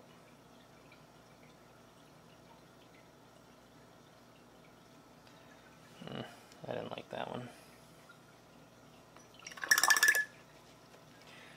Now, I made a mistake there, so I'm just going to take my wet brush and spread it out, and it's just going to dissipate into the other yellow paint. You can do that sometimes, but other times you've painted too much. I think that's enough highlighting on the yellow. Now, I'm going to go for the red. And for the red, I'm either going to pick Mephiston red. I'm going to go with a brighter color. I think Firedragon Bright.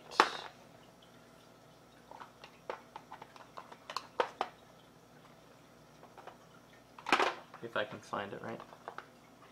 You know what? I think Evil Sunz Scarlet is a good one. We're going to go with that. So, Evil Sunz Scarlet for the red highlight. Unless I can find the other one I was thinking of.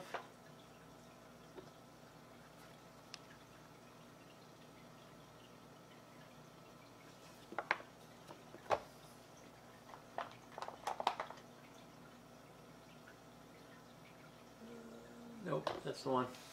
We're going with Evil Sunz Scarlet. And I'm putting all these colors to the side as we paint, because I'm going to come up with a list at the beginning of this video of all the colors you need if you want to follow this to the T.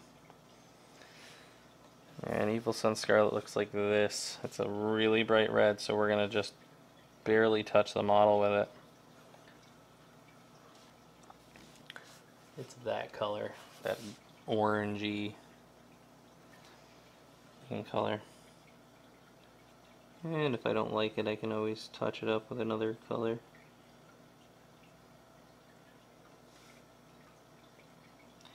And I do like it, and I think it's really going to bring out all the edges and make it really stand out. Uh-oh, put a little too much on there that time. Let's get it off.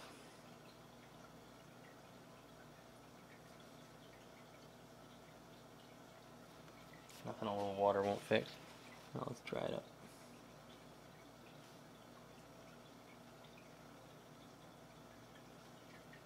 Nice. Okay.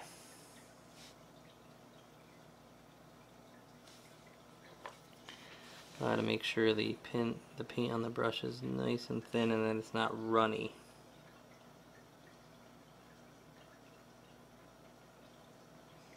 Just get that little edge. I don't know if you can see that.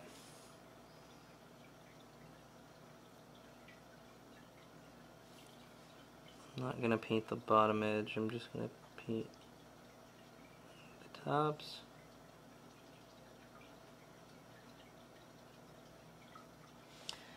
And the sides, just a nice little highlight.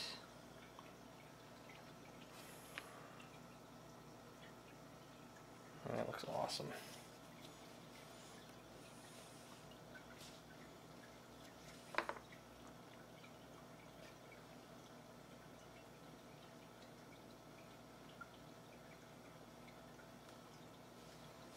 like that.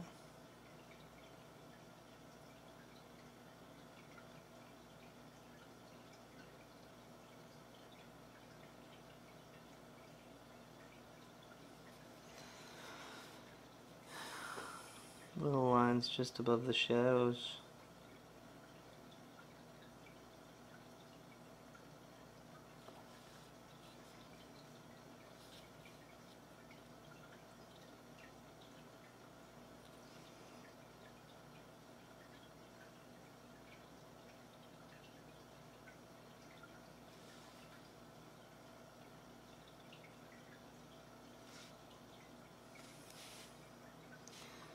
No paint on that bird. That little line there.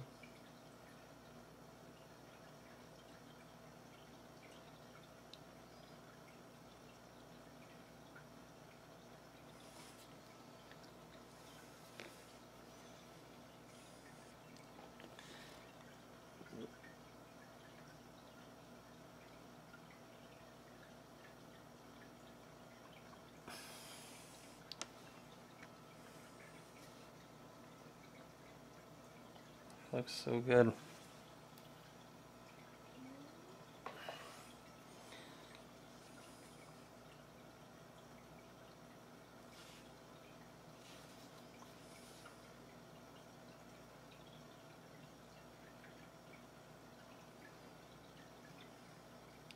Just letting people know, hey, there's an edge here.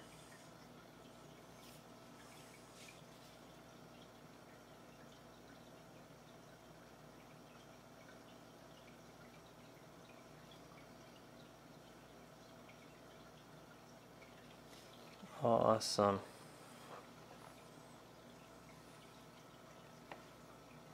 And we're just going to leave the underside alone. Just need that top half.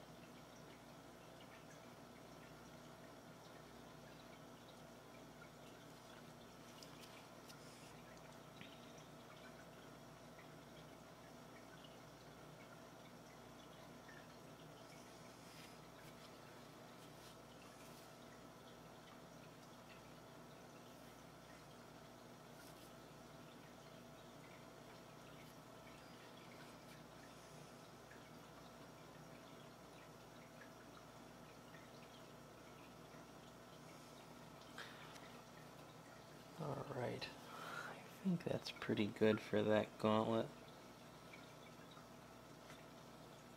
You just want to be able to look at them and see all those edges. Looks phenomenal, actually. I'm really happy with that.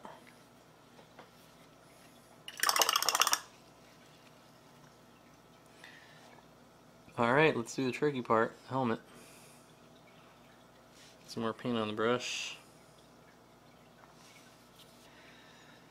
And for this, you're just going to be nice and slow and careful.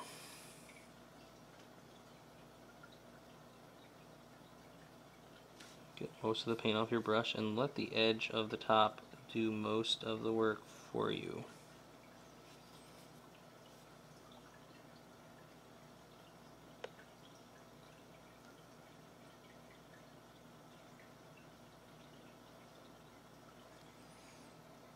That looks great.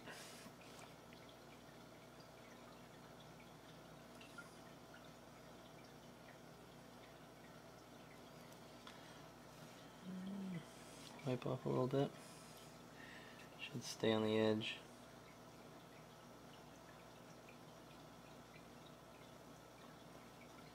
Alright, that looks excellent. And a little ways down on the inside edge on both sides.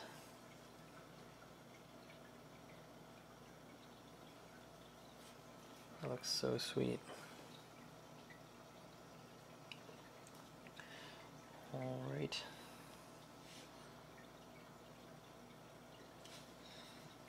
Let's get the back edge. Wipe the excess paint off the brush.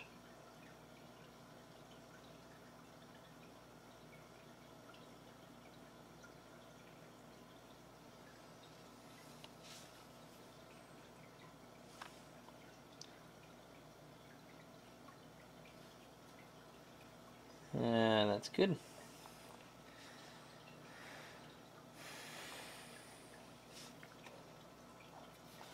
And then finally,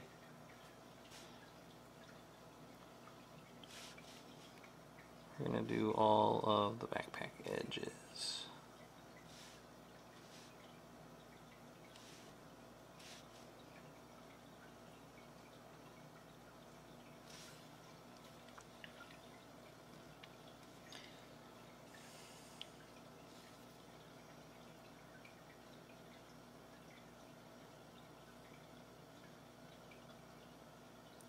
Actually don't need to do the full edge on the backpack, but on this part right here around this thing we're just going to do a couple little lines.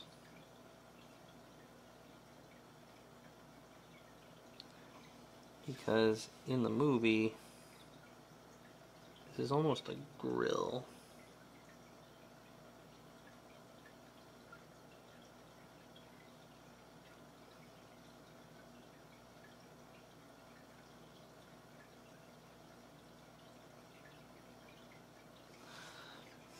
It'll look like that. I don't know, I could have done it a little better, but I think it looks good. And then we'll do this edge is actually going to be pretty tough. I think we can get it if we get careful with our brush. First one.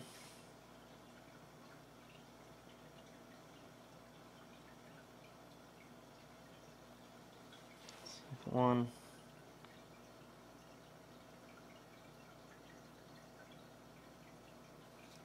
Third.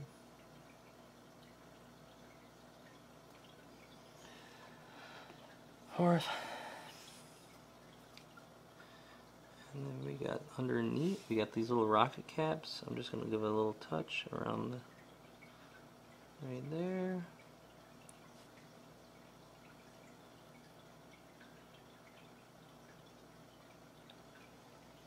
Right there. And then under here. There and right there. And that looks really slick. We also have this belt down here we could give a little flare to. Here we go, 3 little lines. And this inside one.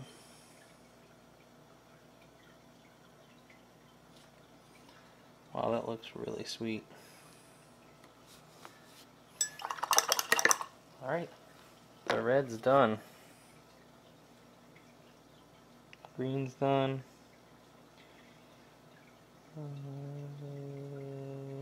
We can do the blue. What color to use for the blue? I'm thinking Lothran blue. I know it looks super bright, but maybe a different color. This one's really good. This is one of the new blues from the Ironbreaker series. I don't even know how to pronounce the name. Ahriman Blue. I haven't even opened this yet.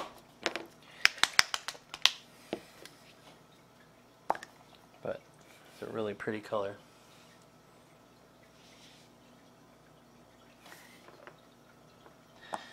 Nice and watered down. This is a layer paint, so it's already pretty clear.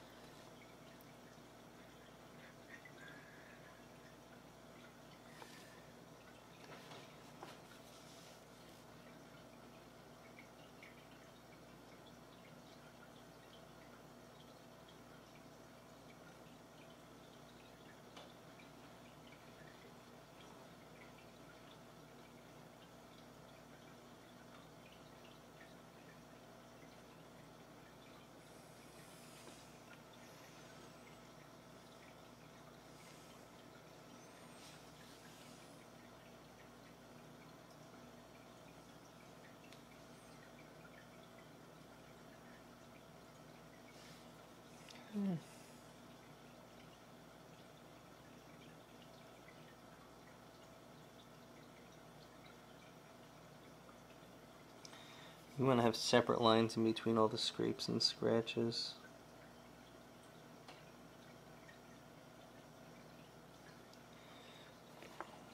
And typically underneath each scratch I put a little streak.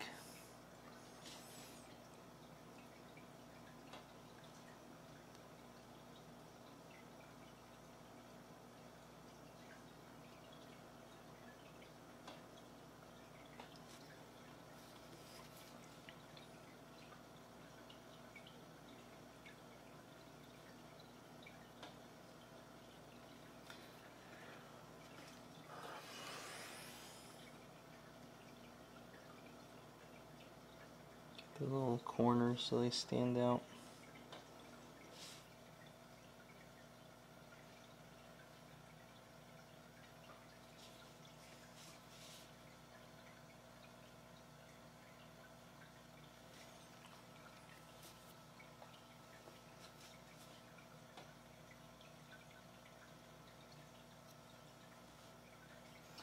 Oh, I got a little blue on that red.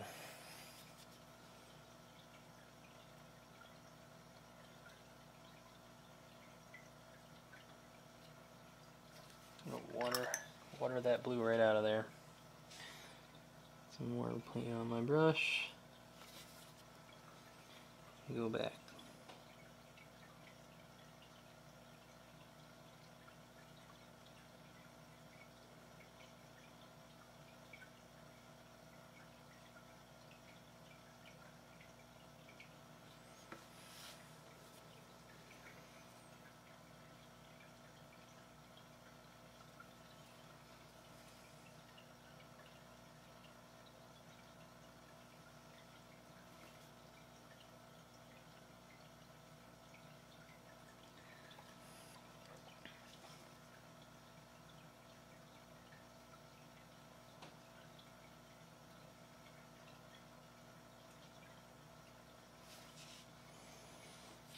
A little blue in here. There's not enough going on in this corner. Too much of a flat surface.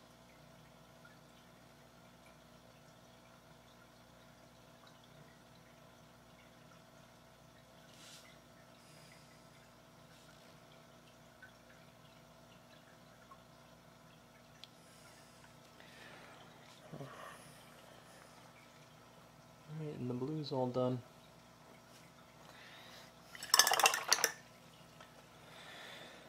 Okay, now let's do a really, really bright silver. I'm going to pick Stormhost silver. Oh, you can't even see the name, it's so damn bright. And this really needs to be shaken up. Holy cow. I'm going to do that, and I'm going to pause the video. Here we go with the Stormhost silver.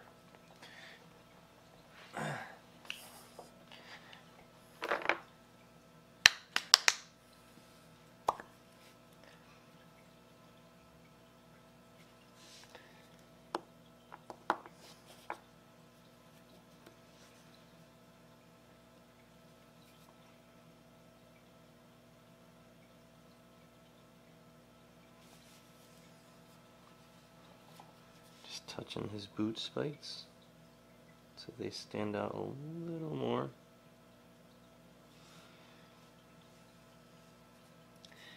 And then I'm going to touch the edges of his shoes in raised areas, so probably right in the bump on the front of the foot and on the heel in the back, just to let people know that they're there.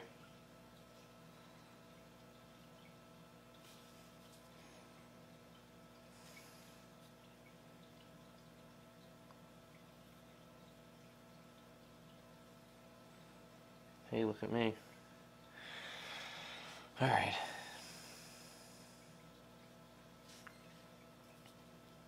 Move into the rocket. We're going to add all sorts of weathering effects on this too. It's not going to be quite as shiny when we're done. Add a little strip here. And some here. The little bumps on the edges of this thing are actually a different color entirely.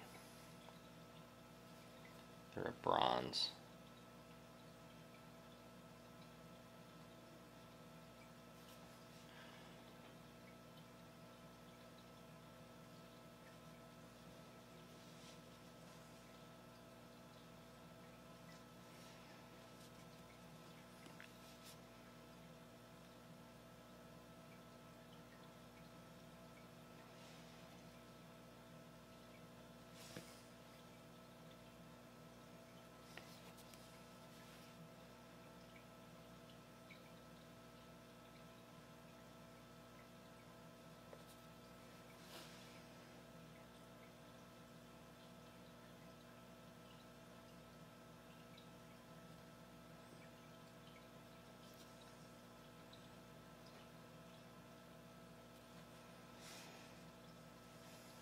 That looks really good.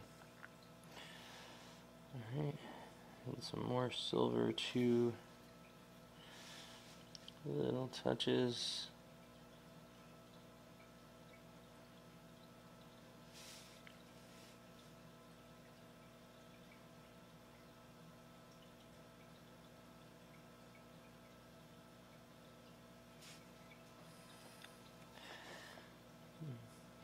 Touches on these things here, just to make them more apparent.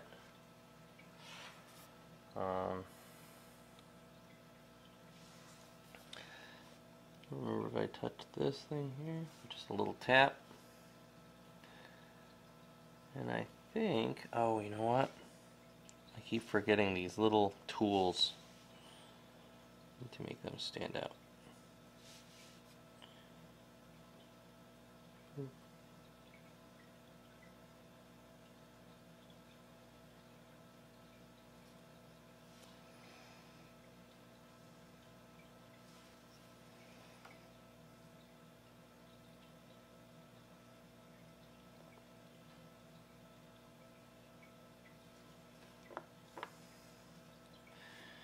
This guy down here isn't getting enough love.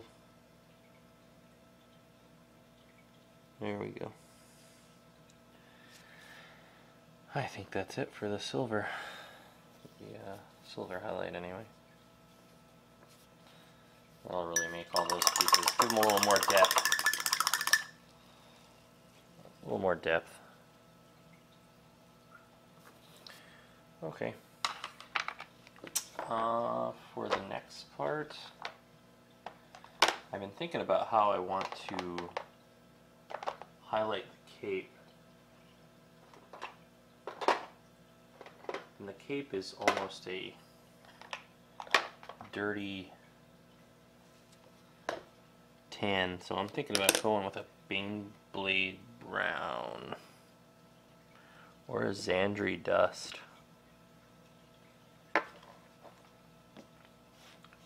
Let's go with Baneblade brown.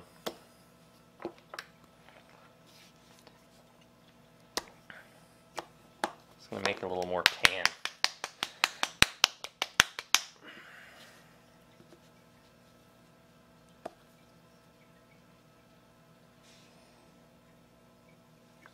Get some more paint.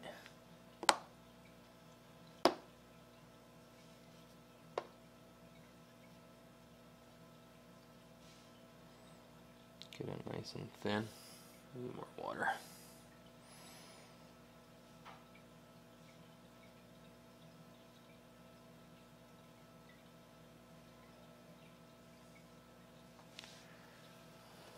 Alright. And I'm just going to tap the most raised areas with this.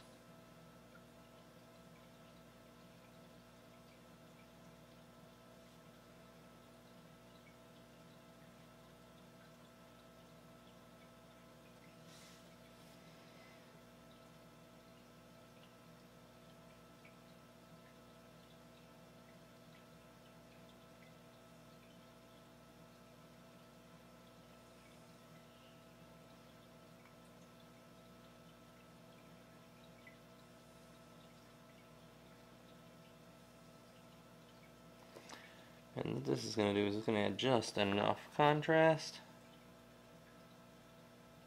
to show off all the little folds, even that much more.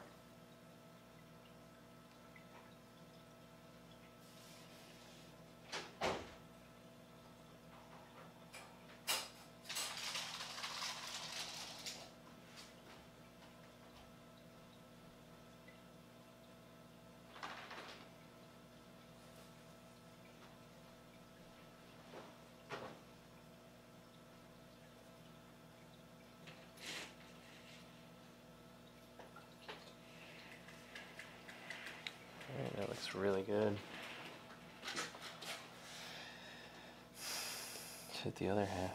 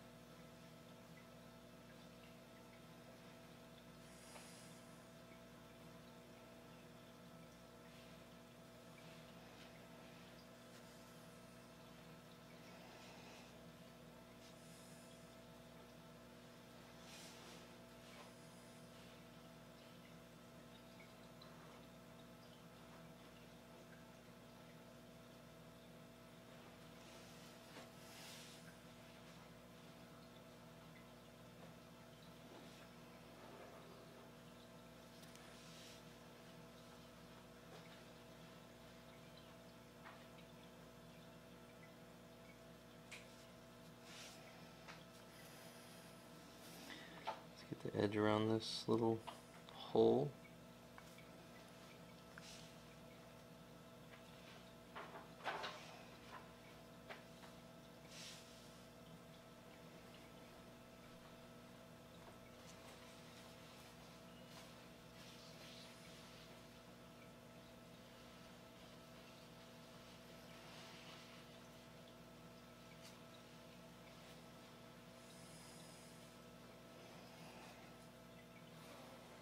And right down here.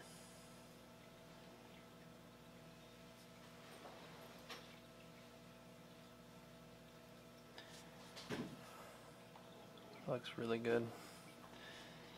Nice drab looking cape. I might even take another highlight to it.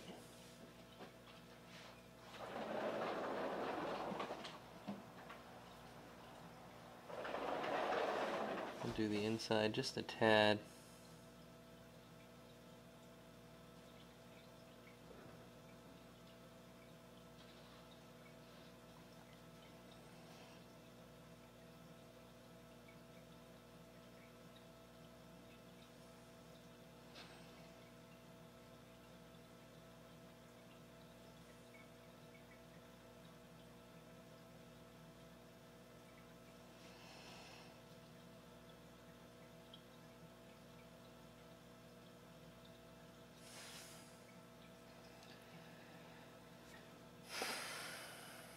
Looks really good on the outside now. Getting the inside is a little more difficult. This is where like you're almost wishing you left the arms separated because it's so annoying.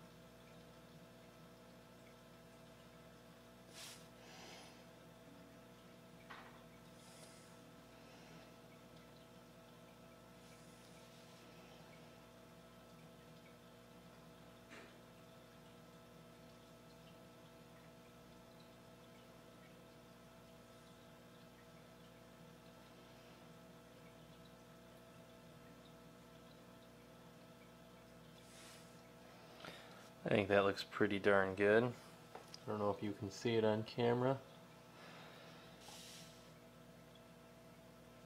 Let's see if you can. But you'll be able to see it in my stills. I'm actually going to add another layer of highlights to the cape. I don't think this is enough. It just needs something a little extra.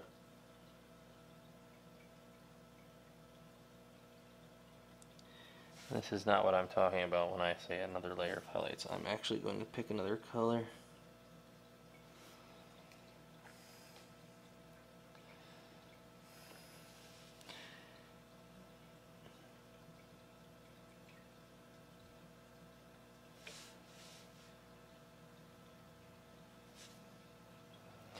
Alright, let's go for the next color. I think I'm definitely going to go with a Karak stone for this, just a tad.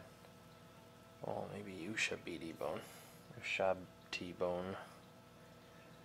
Let's take a look at Karak stone before I do that.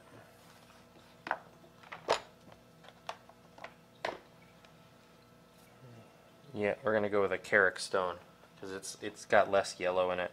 Ushabti has a little bit of yellow tint, so we're going to ignore Ushabti. We're going to go with a Karak stone, and we're going to highlight the cape just a little bit more.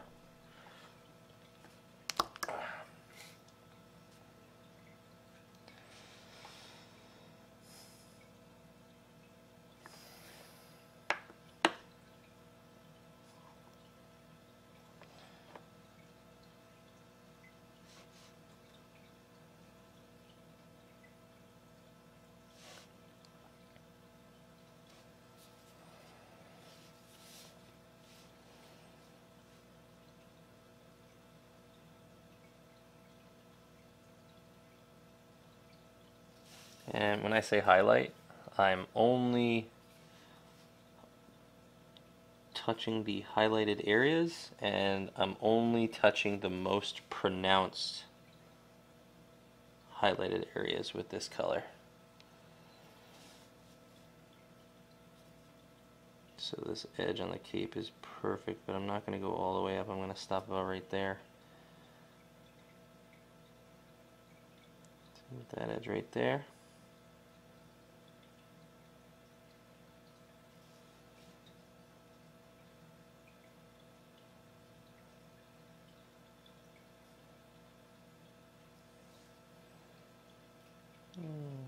Do some edges up here.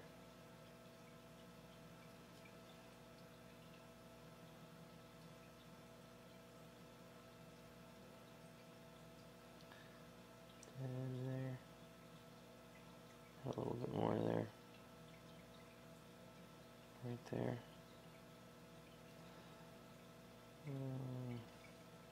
There. I mean, yeah, that looks really good. I haven't been adding any up here, so we're just going to put a little bit of highlight there.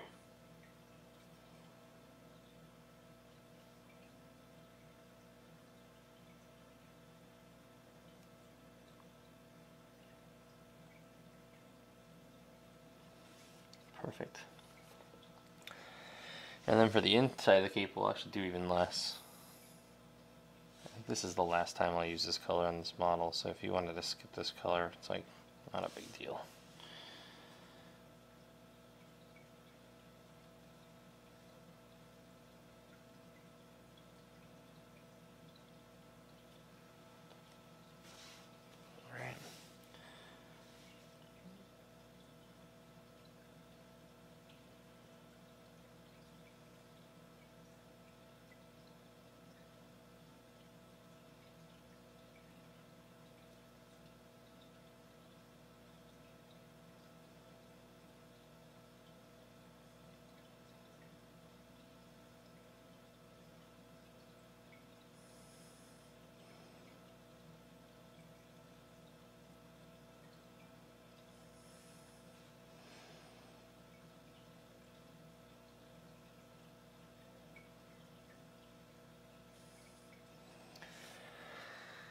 I think that looks pretty darn good.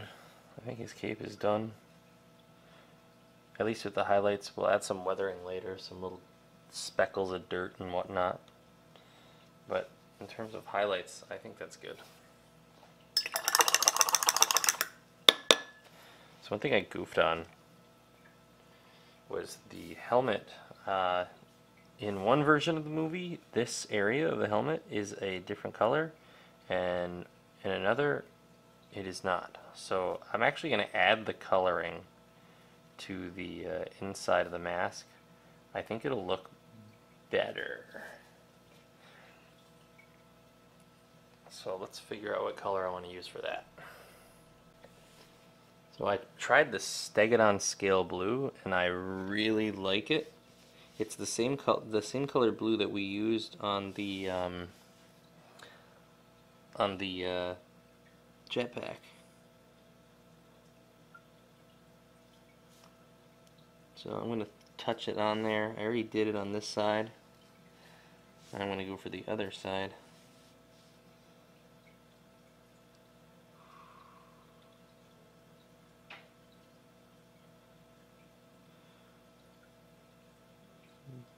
I goofed, so I had to be very careful.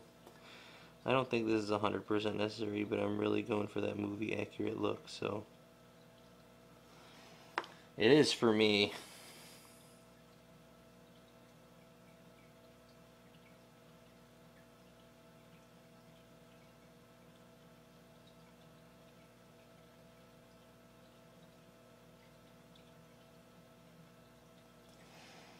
Alright, that was good.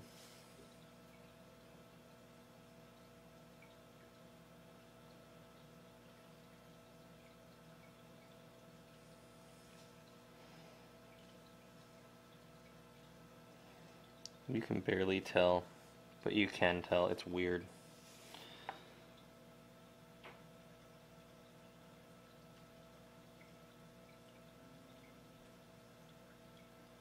I'm gonna I need some Waaagh flesh. I gotta fix that. Just that little arch, or it's gonna bug me. Just get some super thin paint on there.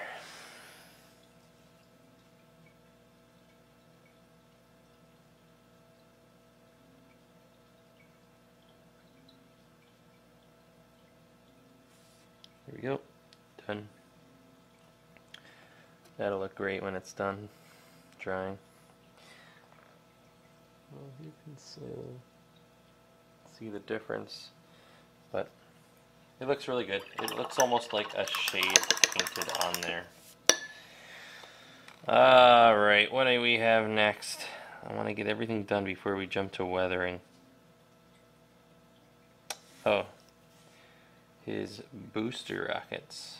They are actually, these little dots on them are actually a bronze. So we're going to use this color here. Sycorax bronze. Duh. I hate this paint. It always comes out so goopy. But it's probably because mine's just an old pot. Either way, we don't have to use very much of it. We're just painting these little tiny circles. And we're not even really coating them, we're just kind of changing the hue.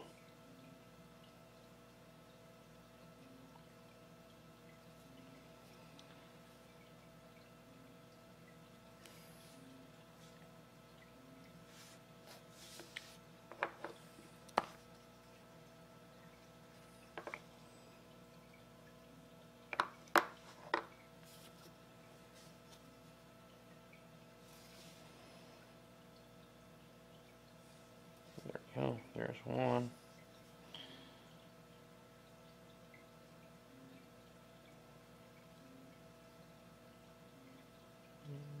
There's the other. I don't know if you can even see the difference on camera, but in real life you can actually see a difference.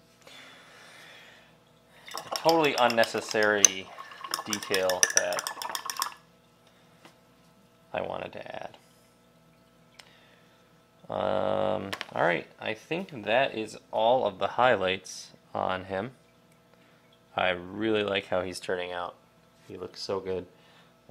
Next is going to be all the weathering. So I'm going to do some studying on where he is weathered in all of the photographs. And then I'm going to come back and finish painting him. But so far he looks really good.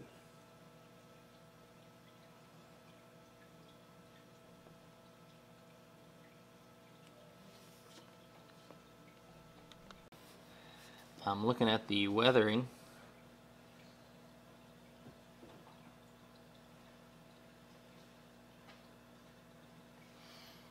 I gotta check to see if I need to paint the yellow stripes on his helmet first.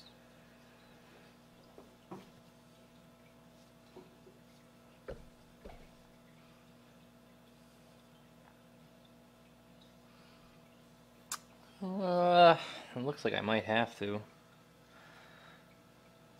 Alright.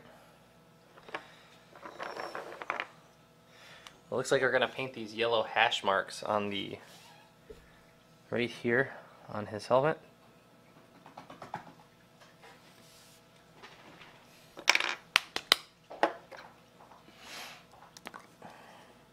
We're going to use Averland Sunset for this.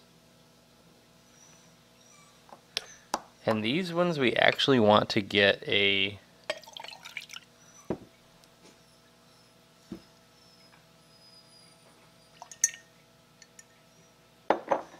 full coat.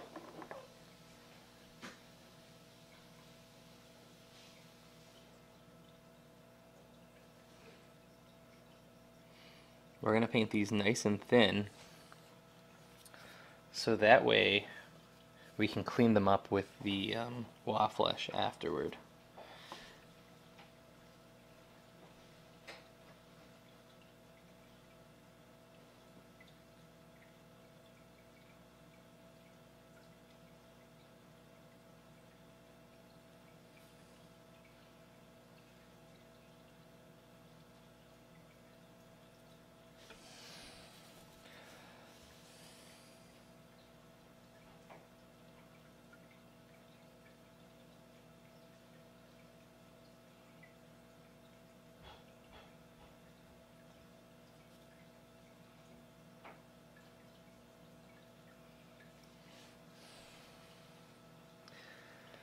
A few more will be good. Just one more actually.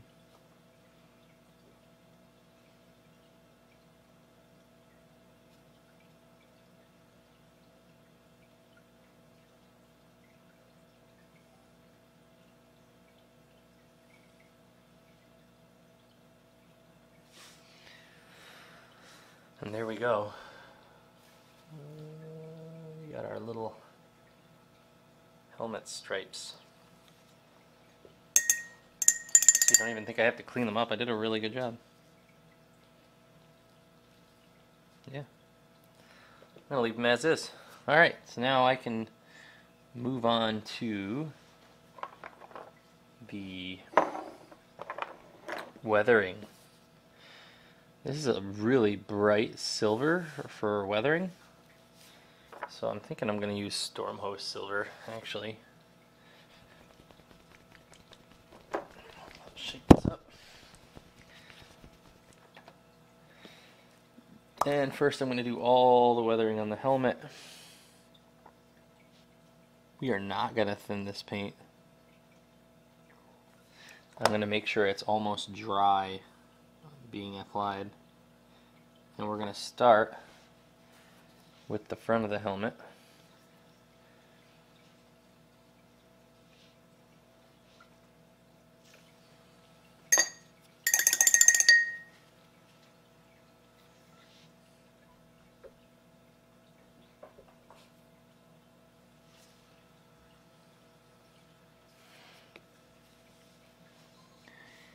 And we're going to just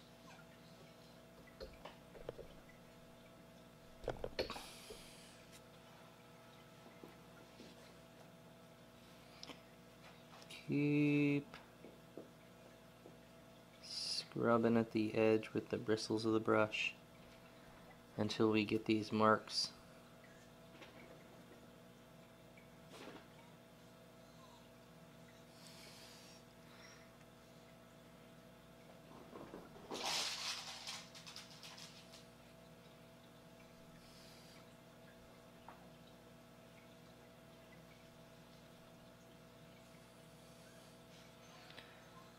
Nice.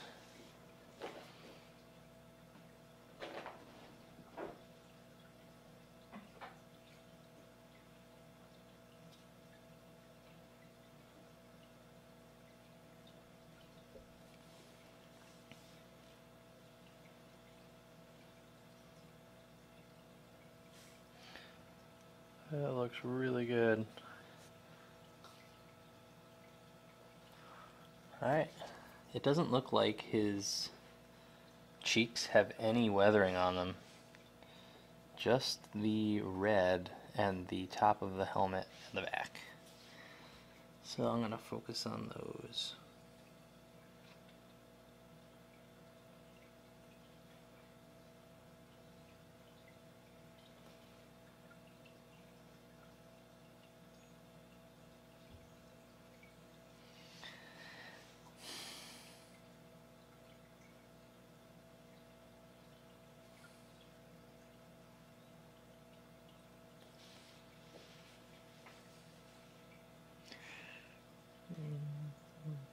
Looks like he's got like a little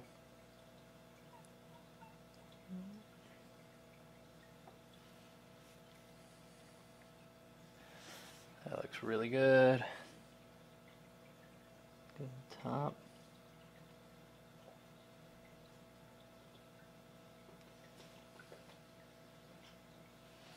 Nice. And we just keep touching the parts we think deserve some weathering.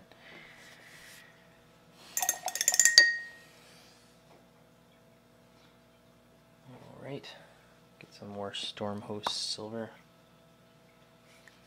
And we'll do the top of the helmet where he's got his big dent.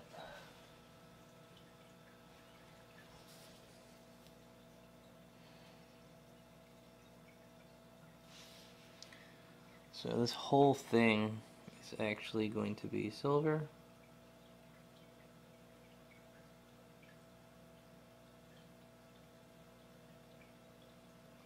I'm going to leave the recess alone.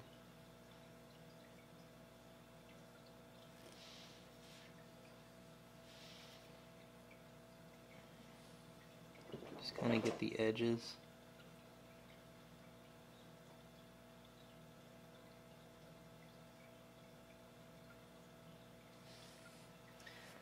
Just like that. And then put little stippling.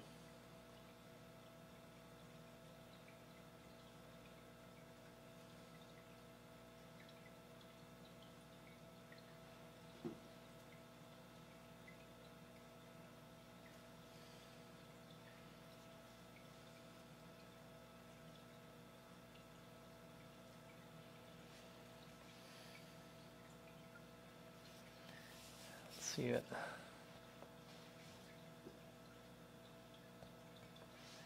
It looks like he's got a lot right around his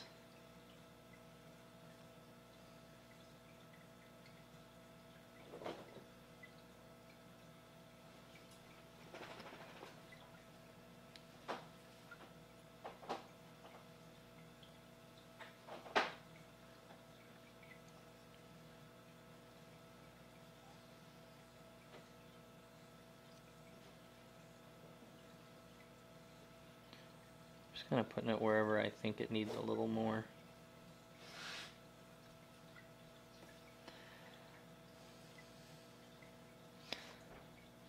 Alright. There's a heck of a lot on the back.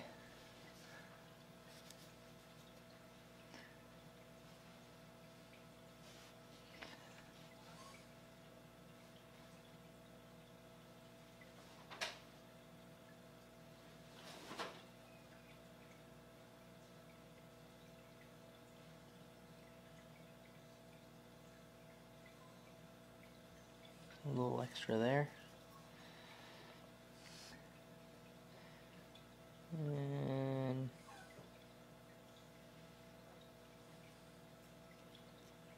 there's a lot in this area. Maybe got hit in the back of the head.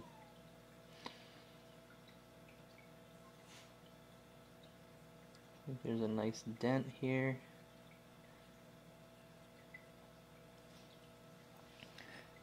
Alright, I think that looks really good.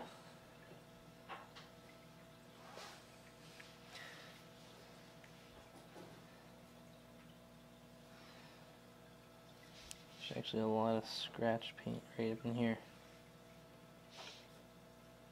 Get some more of this stuff on my brush.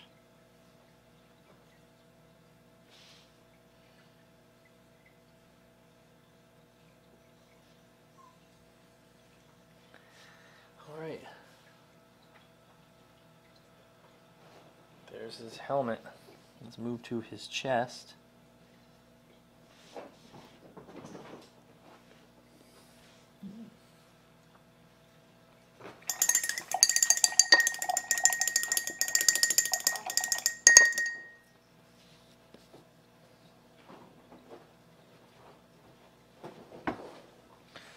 There aren't a lot of marks on the back of his chest, but there are some.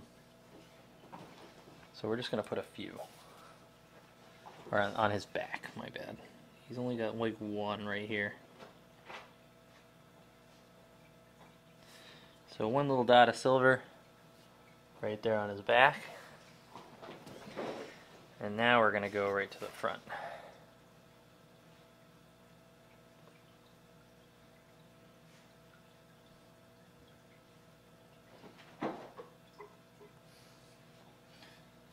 Alright.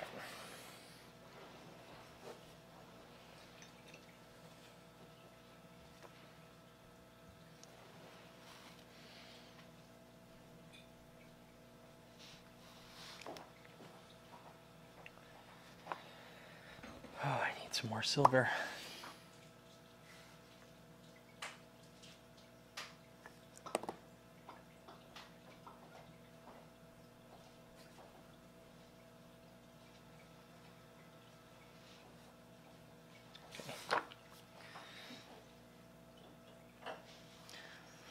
Alright, so definitely want to get around these little dents.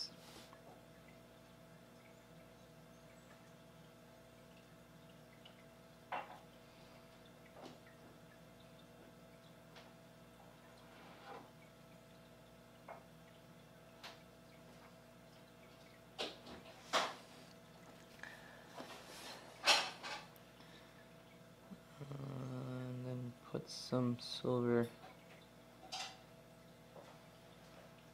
on the edges.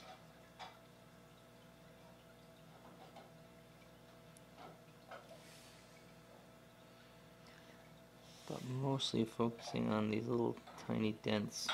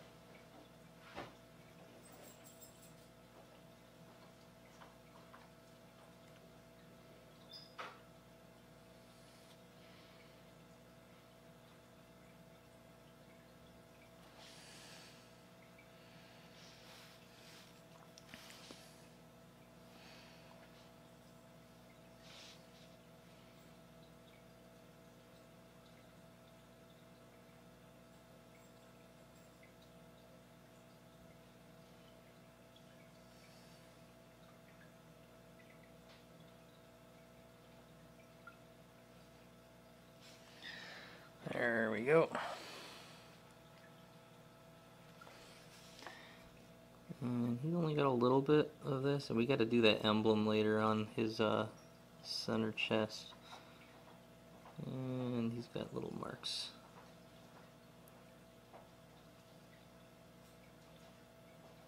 Definitely want to get a lot around this bullet hole in his chest. That's really good. I like that.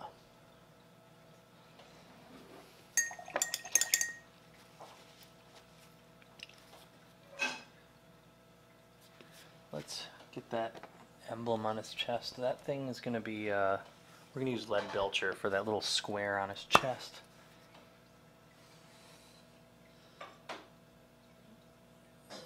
It's the darker silver. And we're just going to make a little line.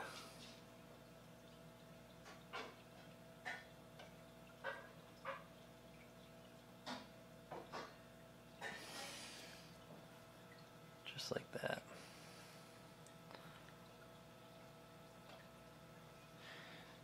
And that dries, it'll look fine.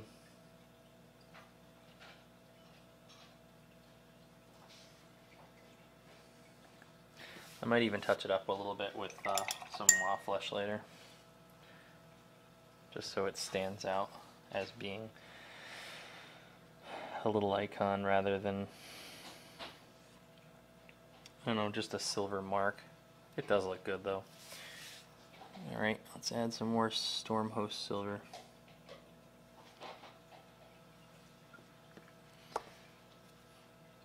To the green plating around his collarbone.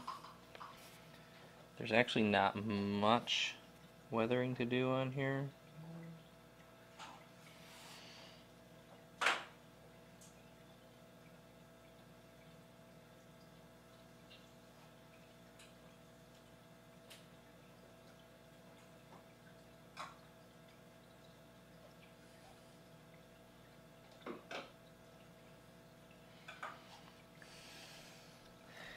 I think that looks good. Leave that alone now. Alright, now let's look at my references for the gauntlets.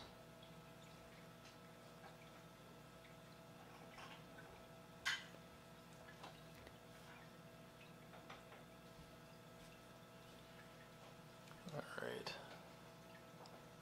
So for my right gauntlet, we're just going to focus on all the little edges. It looks like this piece right here is actually silver, so we can hit this little nub here with silver.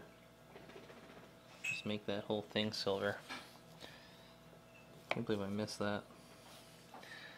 And we're just going to go to each corner and touch it up with some silver.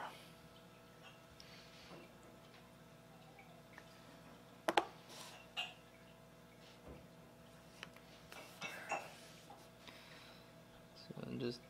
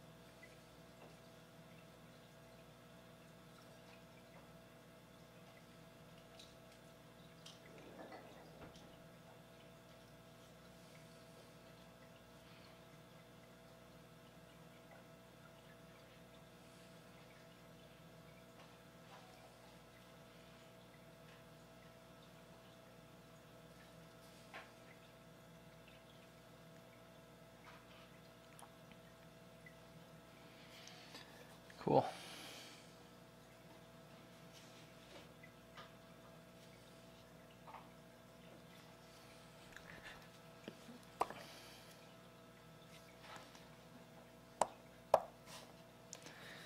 Actually, it looks like the tip of this little dart here is silver too.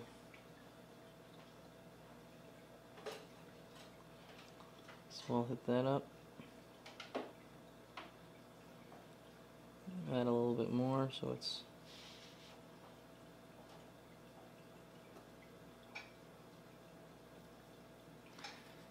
more wear and tear.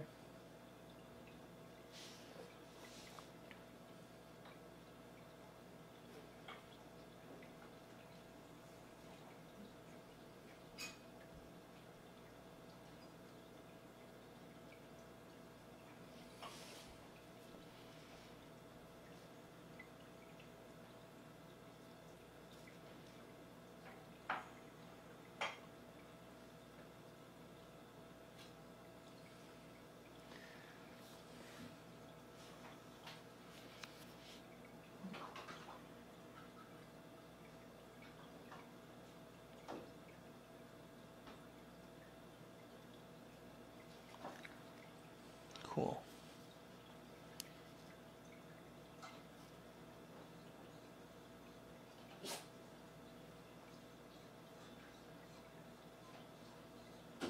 That gauntlet is done.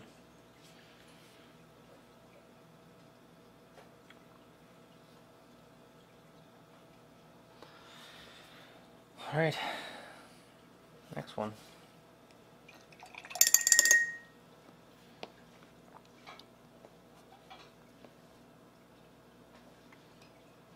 Check out my reference here.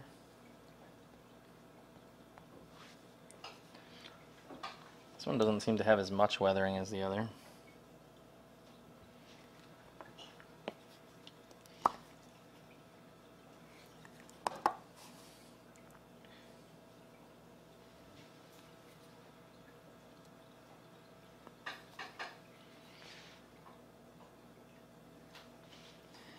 But they're still a good amount.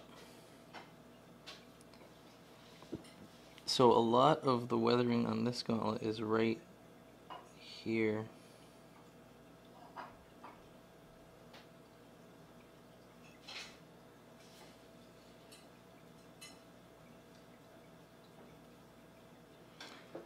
And then right here.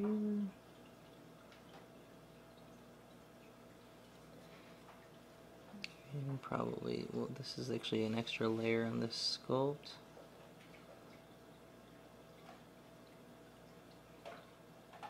All these edges over here.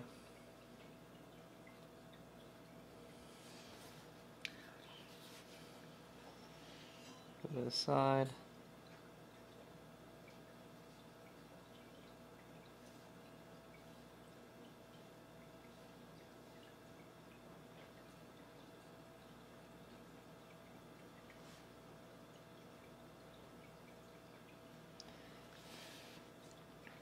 Add some little details there.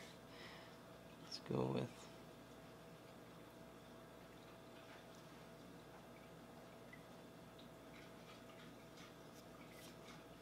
some details here.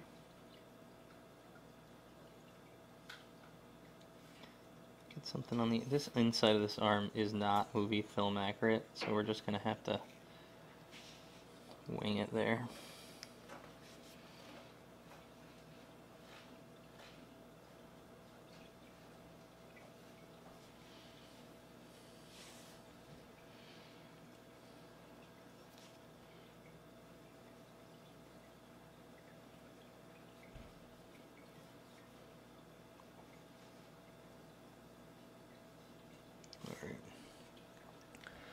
That is good enough.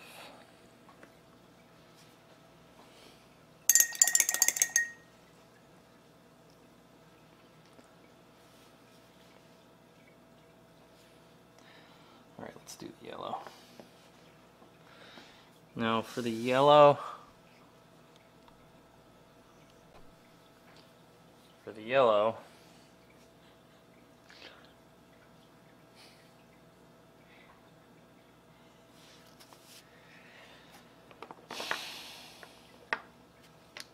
gonna do the same thing. That's all it looks like is a bunch of silver paint slapped on there.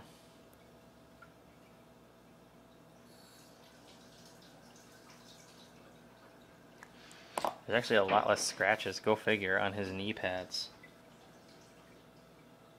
The things that are meant to get scratched.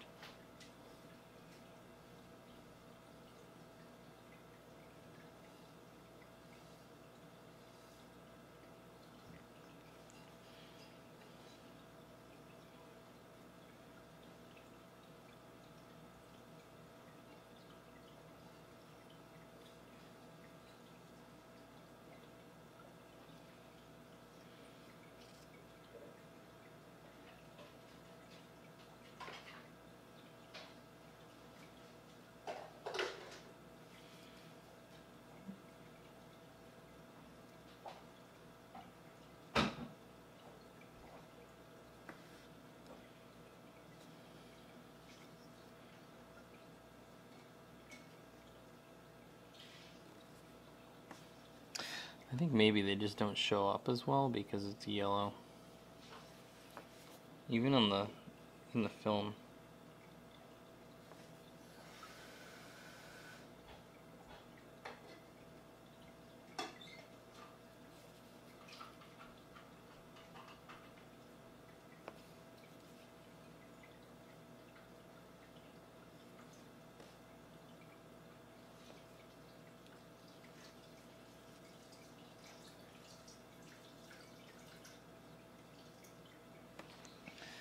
That's good enough for that one.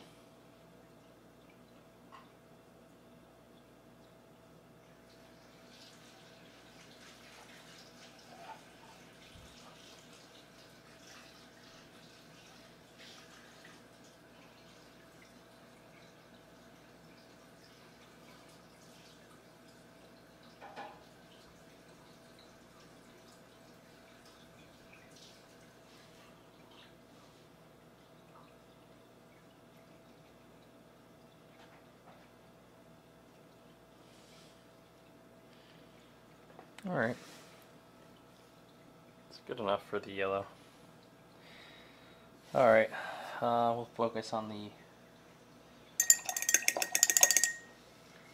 Jetpack.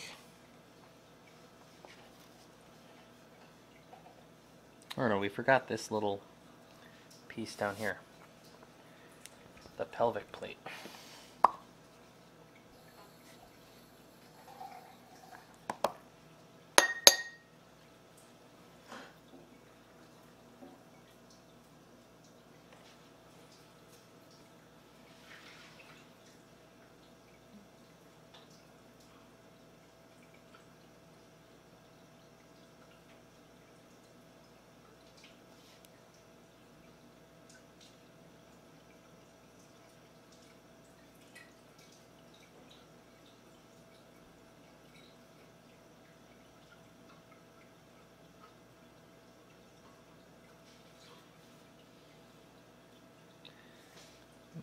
That's good.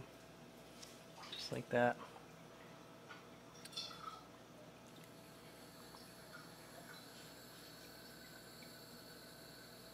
Want some more on this thing.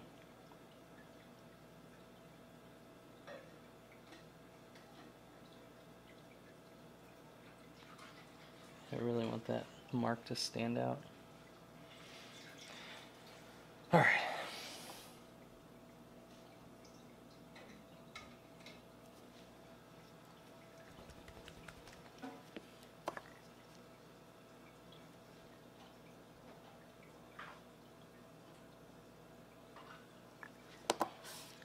Try the blue.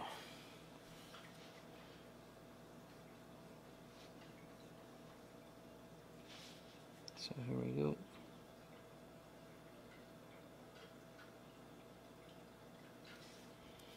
We got these marks. There's actually not a lot of wear and tear on these. We're just gonna like put little tiny marks on just the edges.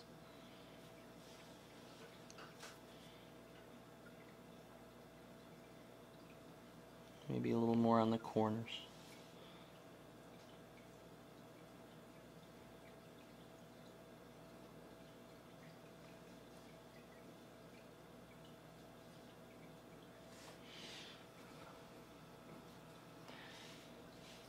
And same right here.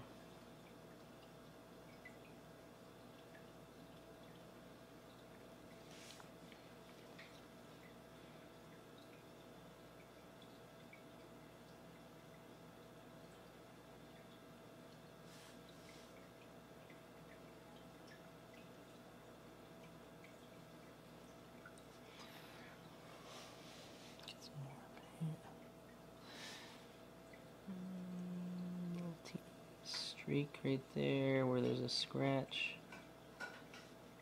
Cool.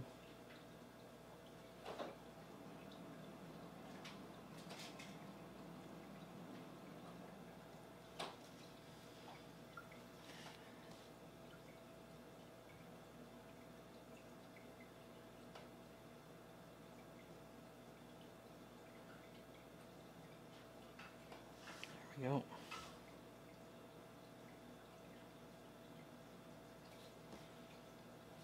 Perfect. That looks awesome. Put some little marks in here. There we go.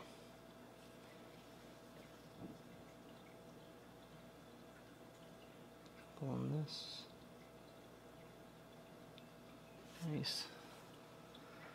That really brings that out. Now in here.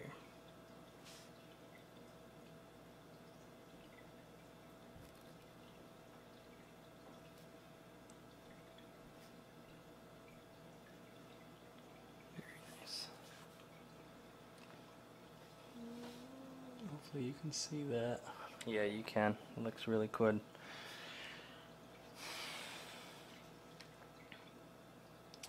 Alright, now I gotta check to see if the Jetpack has weathering on the yellow and red parts, because those are gonna be a little more difficult.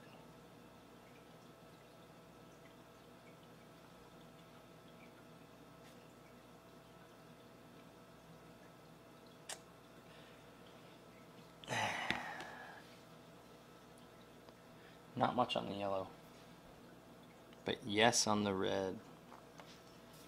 I think yellow is just really hard to show weathering, and the way they weathered this guy in the theater was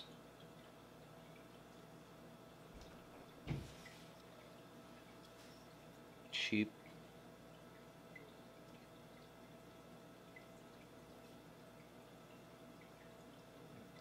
You can just dry brush this on.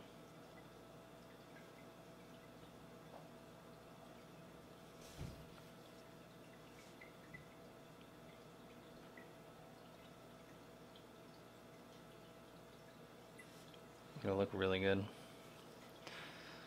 And finally the little rocket, the little cylinder caps.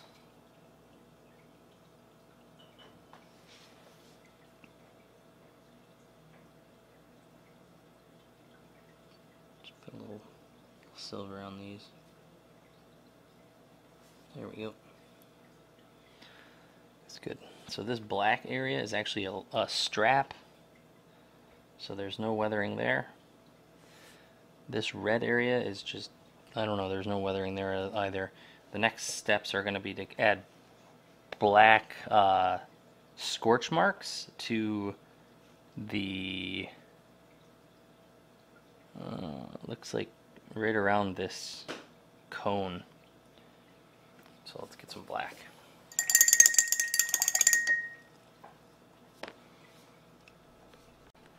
Okay, so I've wiped a bunch of black off my brush so it's very, very light. And we're just going to make streaks.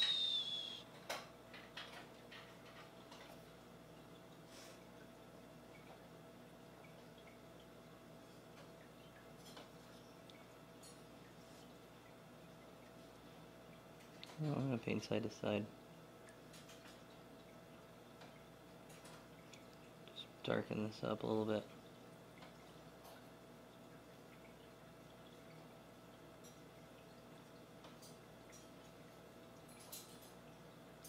Till it's the color I want.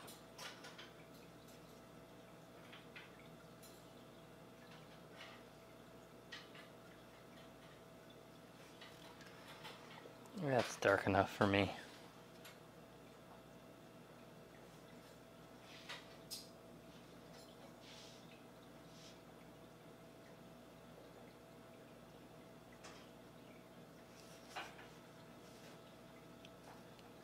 I just want it to be darker.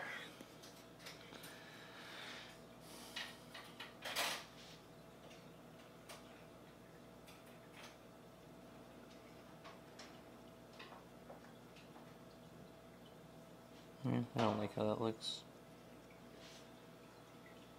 Actually, it looks pretty good. There's a couple black little markings on these thrusters. I want to see if I can get them on there. Let's go with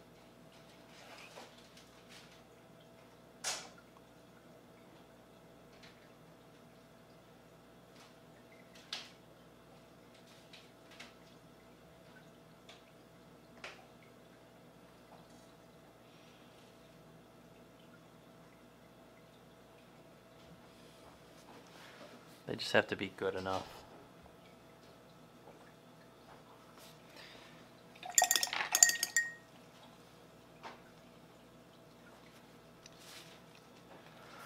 All right.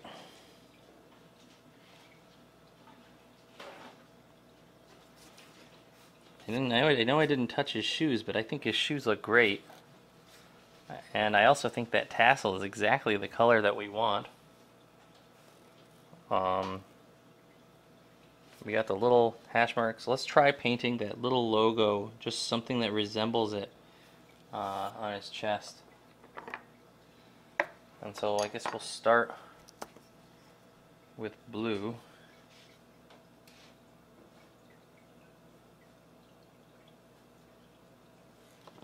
And we're just going to make a little dot.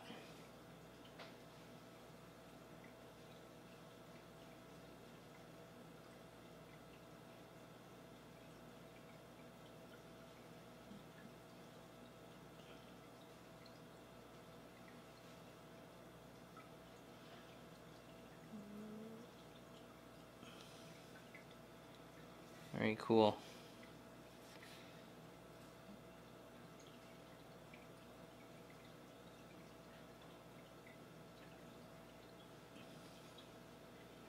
Nice. And then I'll take a Thulian Gray. Actually, I have a special brush for this. It's a single bristle silicone brush. And I got this from Games and Gears.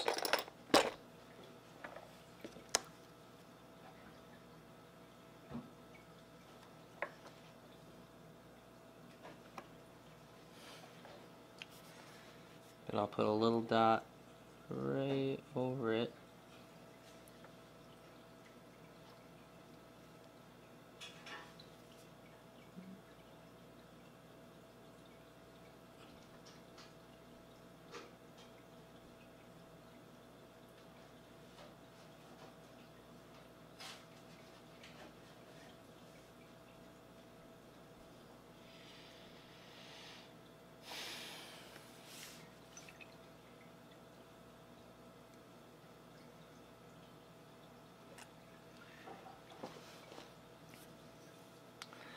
We have our little white dot, and it's got a nice blue outline. And then we'll put a blue line running through it. This is totally unnecessary. There we go.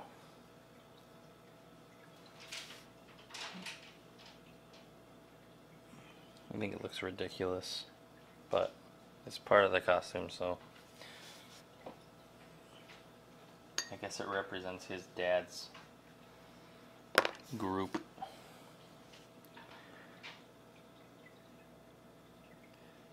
Trying to think if there's anything else we want to add to this.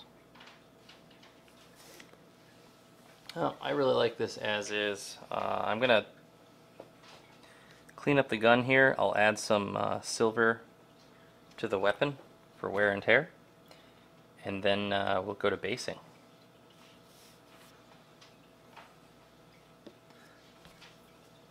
So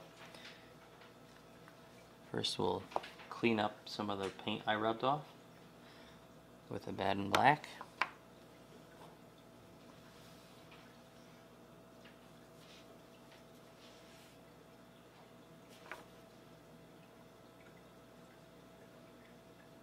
Making sure it's super thin.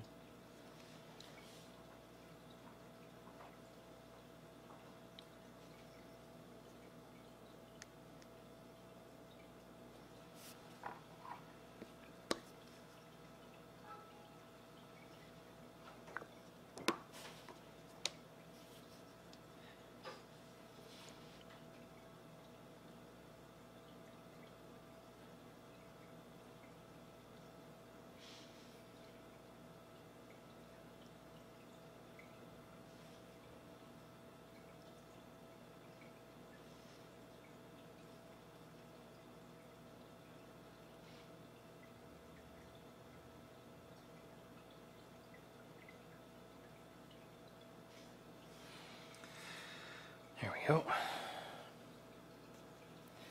And I'll touch up this right up here while we're at it.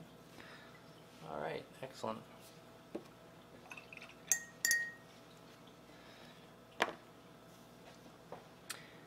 Now, I think I'm all set except for I'm going to do some little silver highlights on the gun.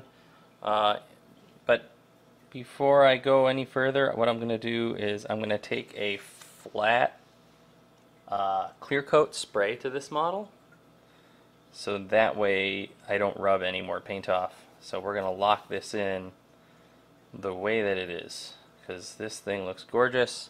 We're going to move on to basing, and then I'm going to show you how to paint the flames.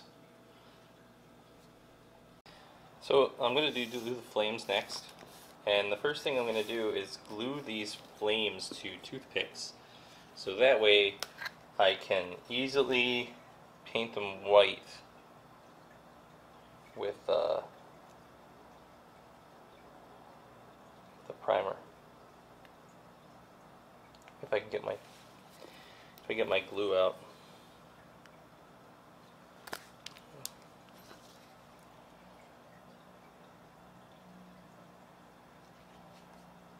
There it goes.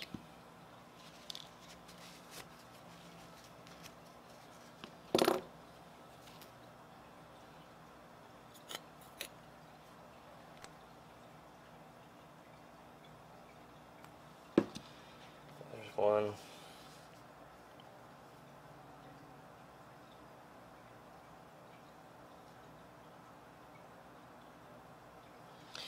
So I'll let that sit, and here I'll just use this broken toothpick for the other.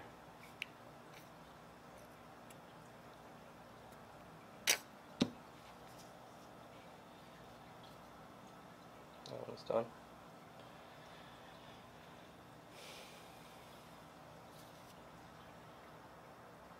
And here's the other one.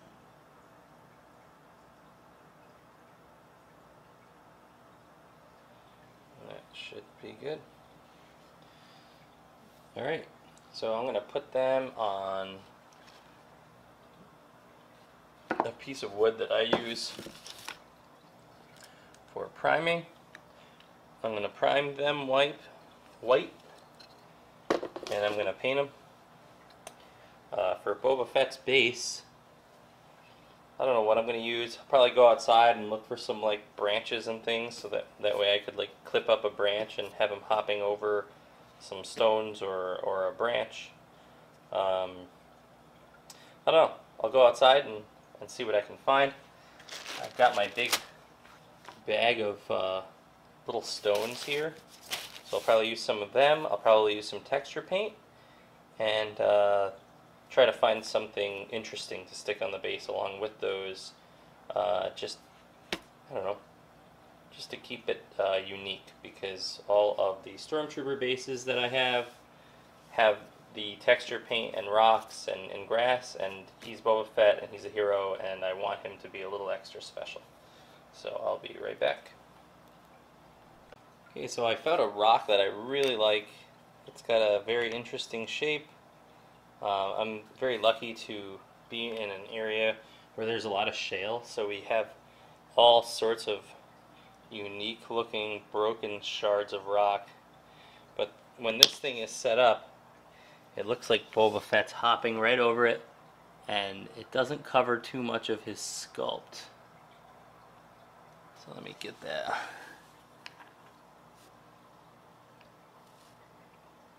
And there are a couple things that I was looking for. I didn't want the rock to touch him, and I wanted it to fit on the base because I'll be using him in tournaments, and I don't want the rock to overextend the base and keep people from piling in and being in base-to-base contact. I also want him to be the right height, so I didn't want to position him above something. I don't want anyone complaining about me having extra range or not being able to hide him behind a rock. So, with FFG, I really like to retain the relative model size based upon the parts that I'm giving, but still apply scenic basing. So, this is the rock I'm going to be using. I'll pull him off now, just so I have an idea of where I want that rock to be. I'm going to glue it down, put a dab of glue on there, and then reposition it where it was. I'm going to let this dry, and then I'm going to go ahead and apply texture paint to it. I'm going to use this Liquitex coarse texture gel. This stuff works great. It's like a really cheap, easy way to base your minis without spending $1 million on the GW Games Workshop texture paints. So I'm going to let this dry, and as soon as I'm done, I'm going to spread this texture gel all around the base, and then I'm going to further decorate it with smaller rocks, and then I'm going to take the spray can to it. So I'll be back when I think that's good and dry. Okay, the rock is glued on. I've got my texture gel. Just going to squeeze some of this stuff out, and then I'm going to push it around with a toothpick.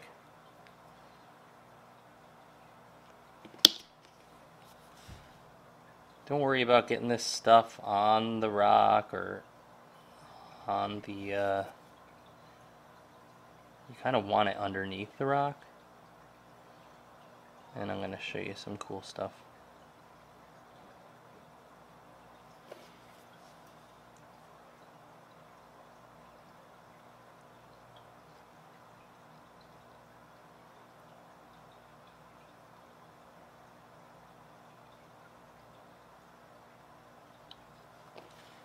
Get it on that peg, cover it up. Probably put some rocks and grass around the peg just to make it less visible. Scoop some up from this side and put it over there.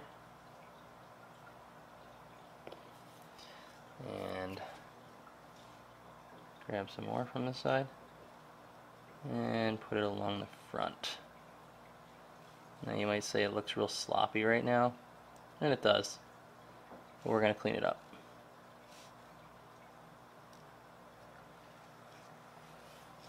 Just then take your finger and wipe it all the way around the edge.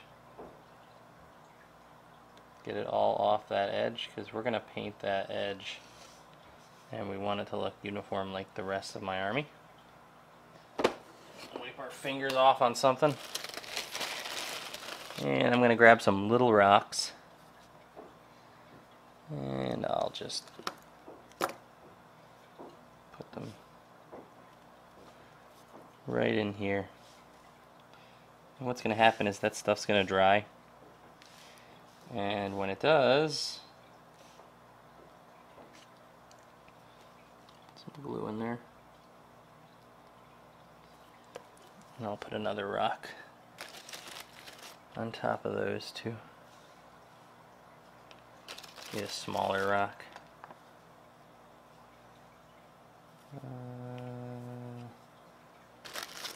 Let's go with this guy.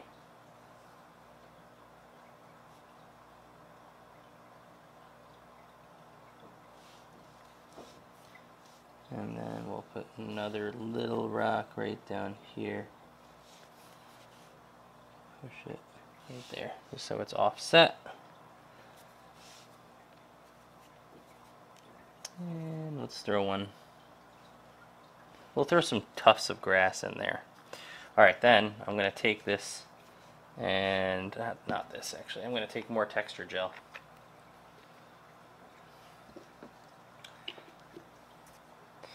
And I'm just going to take a little tiny bit, and I'm going to move it up this side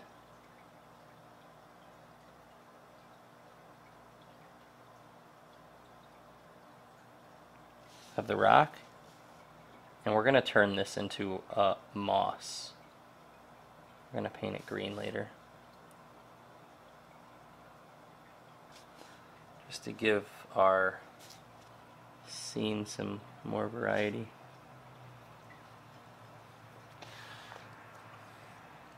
Alright, now before we finish up, we're just going to take Boba Fett.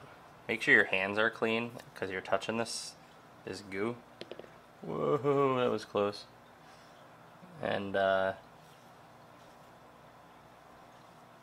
and see if it'll fit without touching.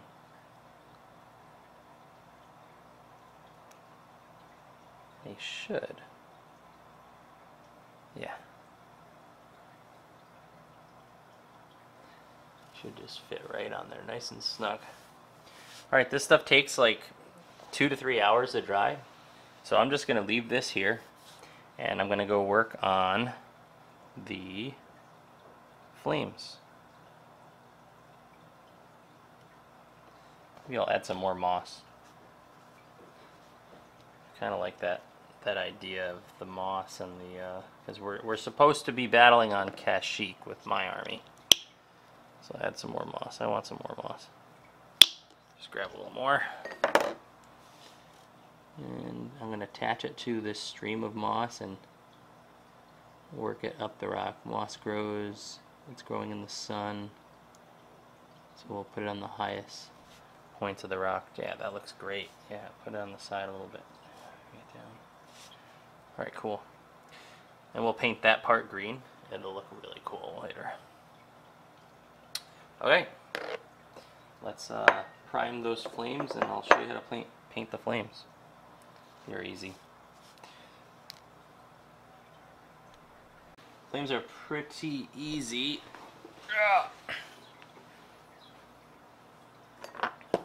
All we need is yellow.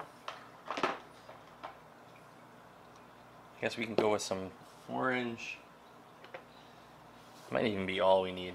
So first I'm going to use the Flash Glitz yellow. Get a little bit of this. You don't need a lot, it's such a small area. And I'm going to paint all the edges.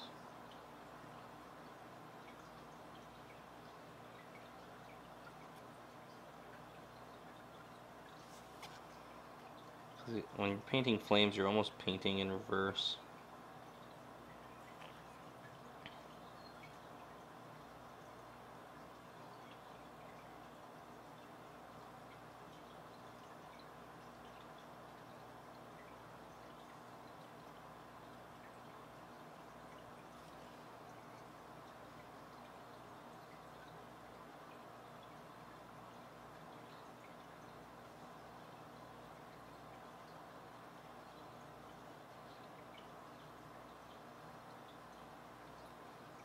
And we're just gonna try and hit all the flames.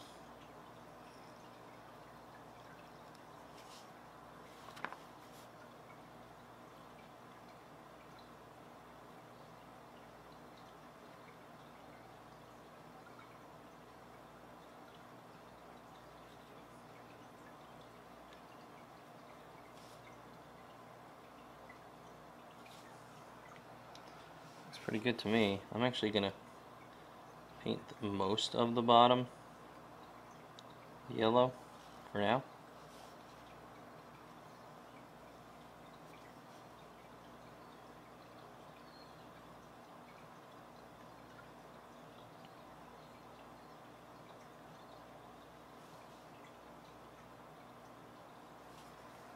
Cool.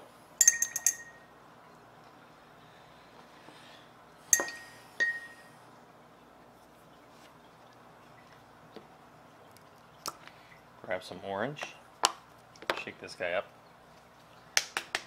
Hey, you know what? I'm going to go to Firedragon Bright next. It's a slight step rather than going straight to Wild Rider Red.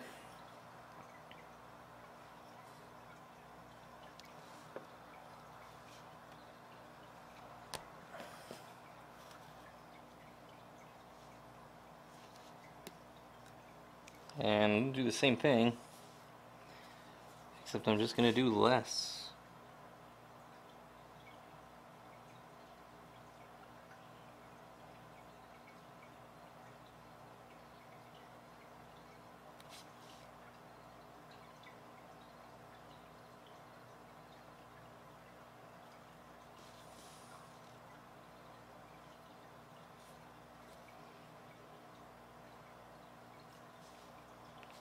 Oopsie.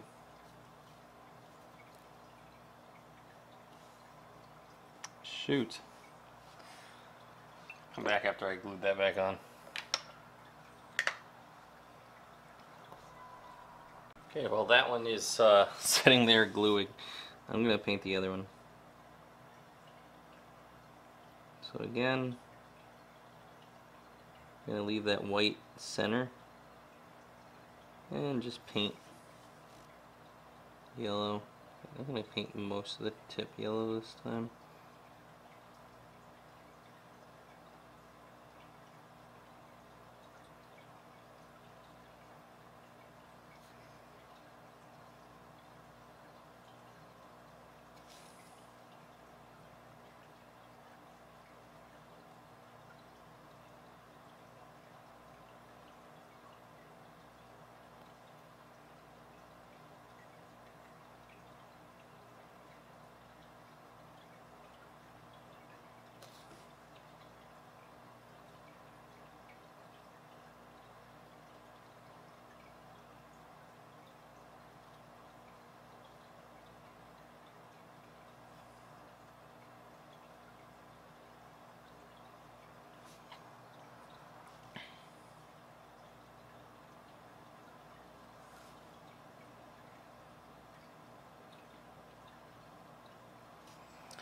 Alright, cool.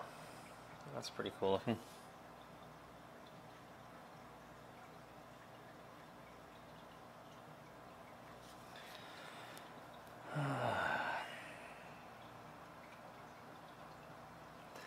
I'll let that dry. I'm going to jump to orange.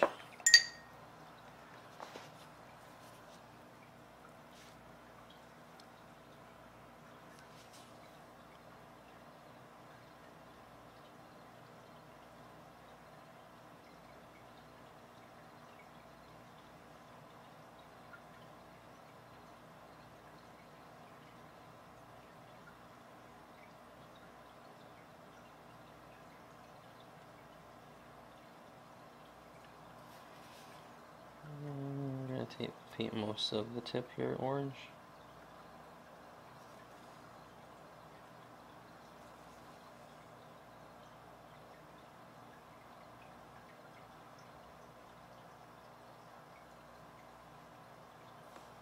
Cool.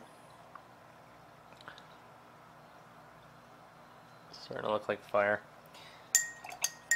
And we're going to go more red orange. I think this is the last color we'll do for this. Right here. This is called Wild Rider Red.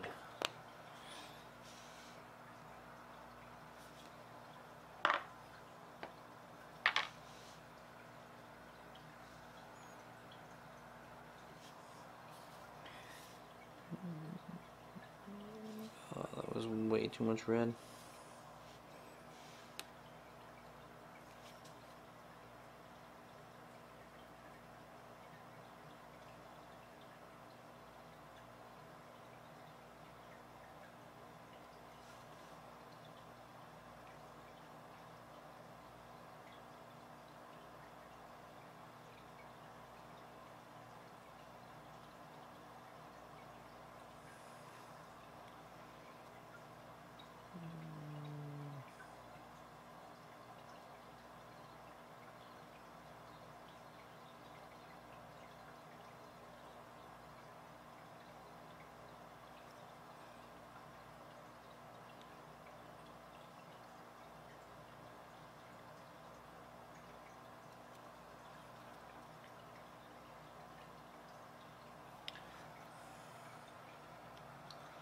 I think that's pretty good, actually. I think that'll look fine.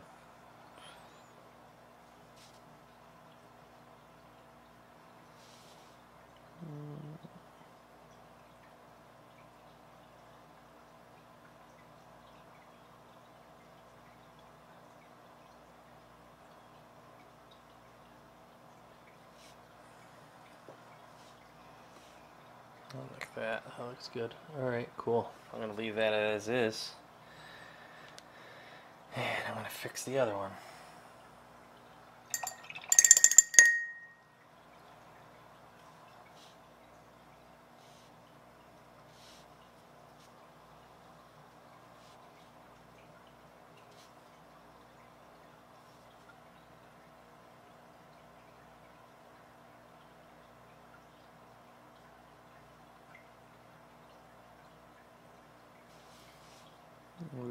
this side a lot. I'm going to paint this side up.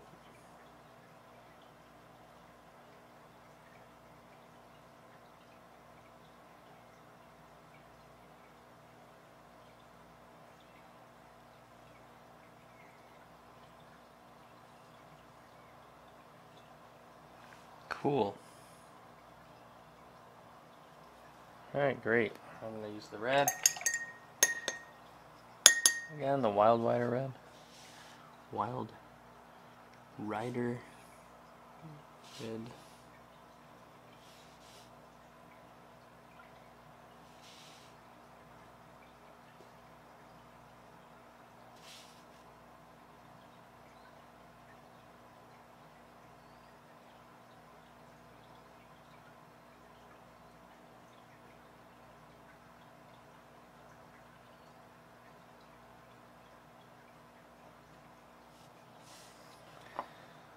I think that'll look good.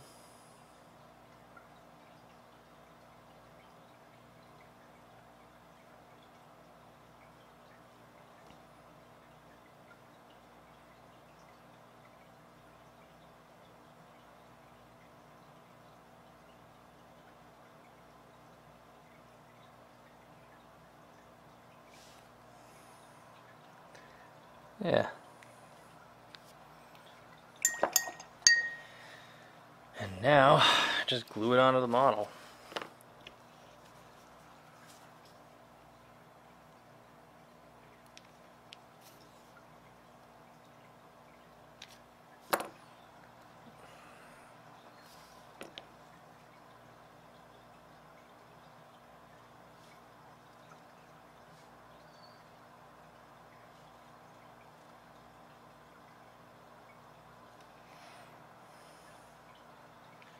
What the hell is that glue?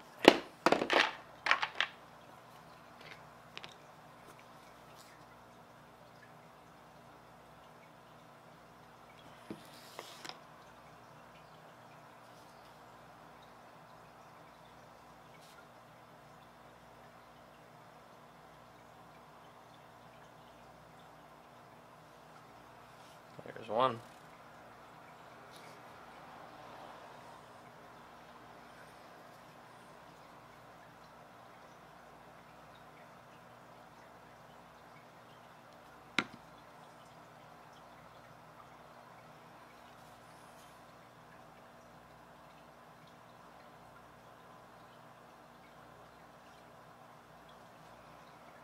And there's two. And that's what they look like. There you go. Look really good.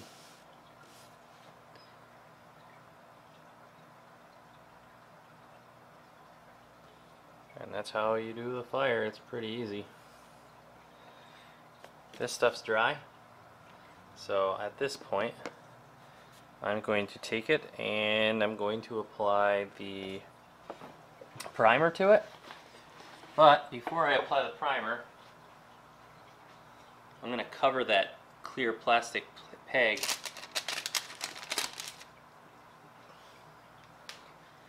so I don't want it to get primed with sticky tack.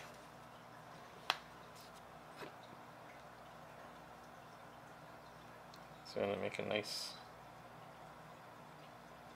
thin coat of sticky tack on it.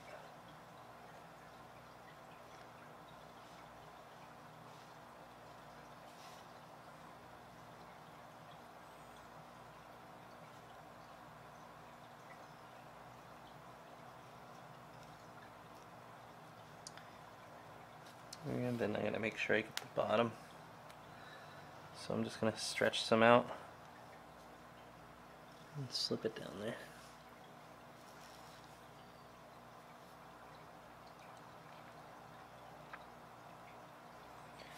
And make sure I close that gap.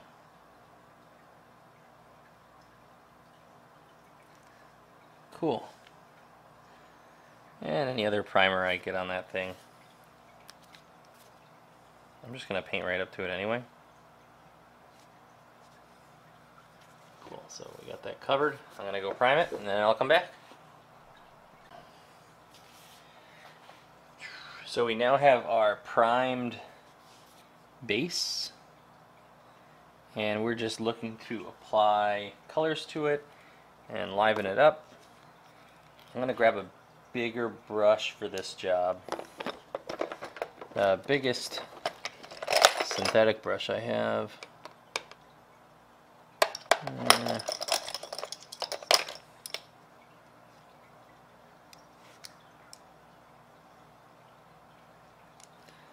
It's this guy right here. Good size brush. And I'm going to apply Mechanicus Standard Gray to the rocks. Wet my brush and grab some paint. And just go nuts. You don't have to be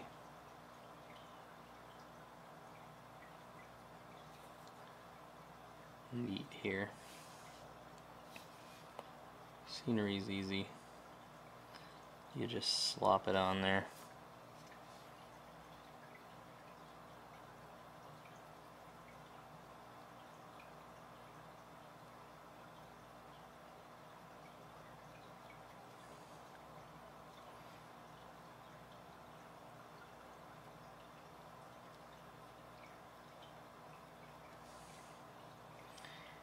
And we just keep applying coats of gray until it's one solid color. Nice thin coats. The rock has a lot of cool textures in it, and we want to retain those when we apply shades as well as dry brushing.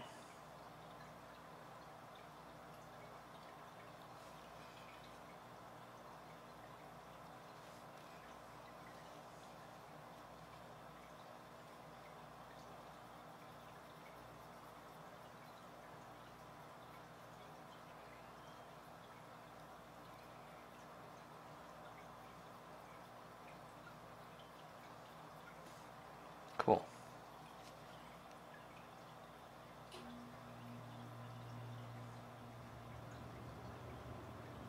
Try not to miss any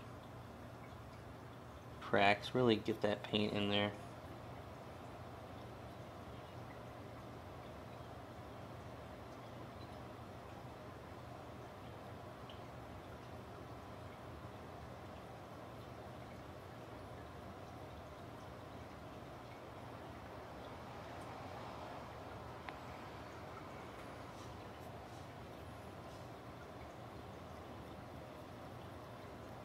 Alright, great.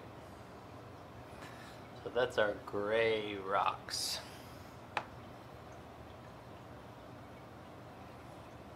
Definitely want to get our brush in these cracks down here. And we'll clean up this acrylic stick later.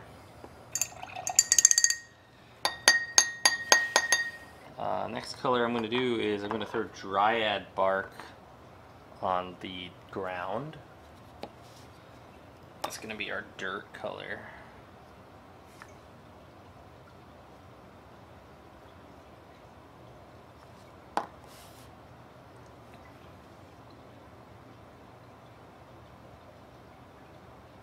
And we can be a little messy here, it doesn't really matter.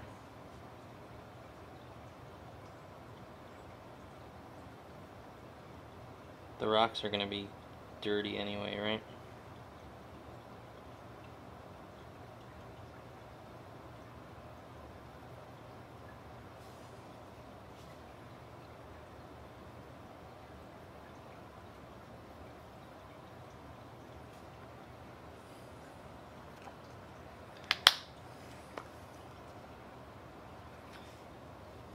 Get some more Dryad bark going. That really rich soil on Kashyyyk.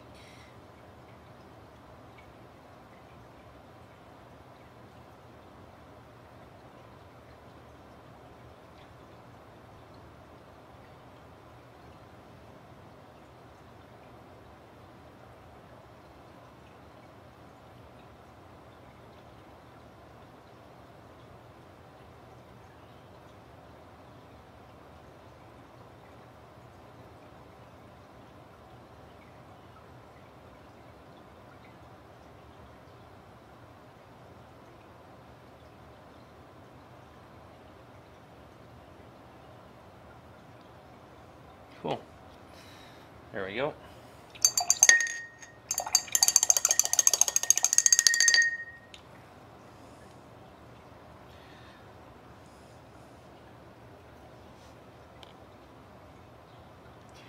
I'm going to let this dry, and then I'm going to apply a shade.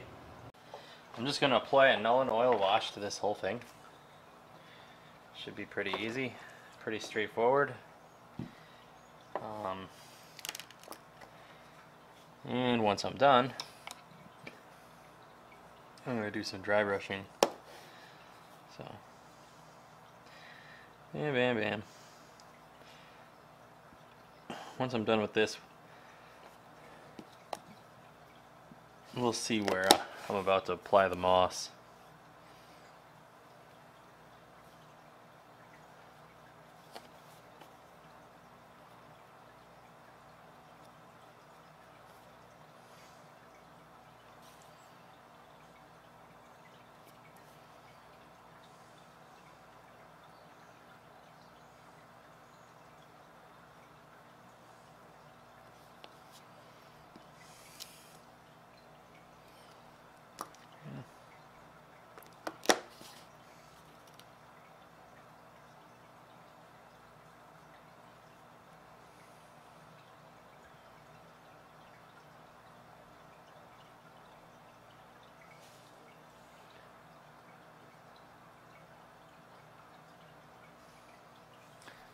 Alright, that should be all the null and oil wash. Just make sure that it's covered. Definitely want those details coming out. Oh, right in here, I didn't get this part.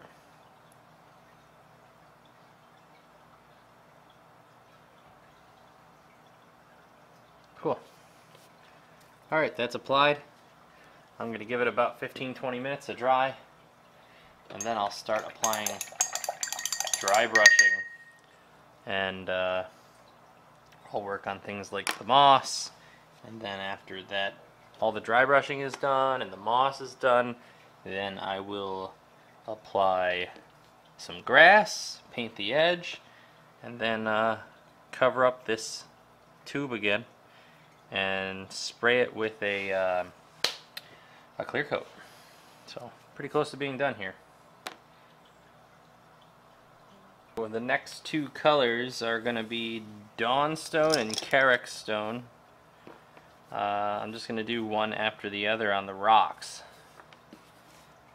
I have different colors that I'm going to apply to the ground, just to make the ground look, I don't know, like it's got vegetation and moss and whatnot in it. So I'm just getting my dry brush ready. If you don't know how to dry brush, you can find out in a different video, I don't know. But basically I'm just going to dry brush this, any rocks. And it's going to just catch all little particles of paint and all the details of this stone.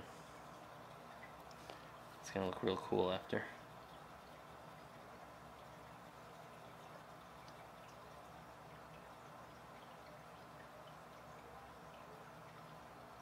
Okay, that looks good enough to me.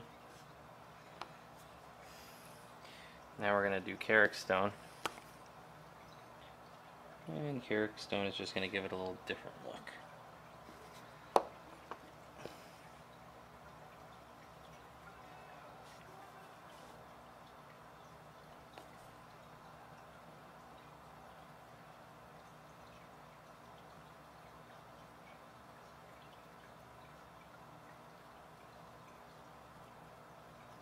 A little dip.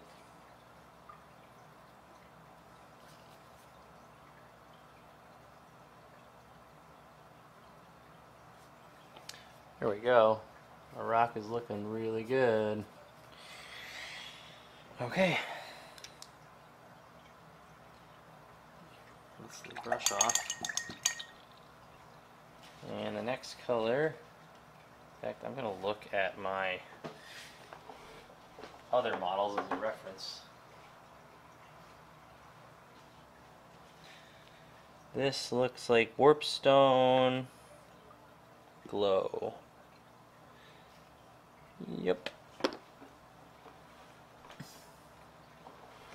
Let me just check one other thing.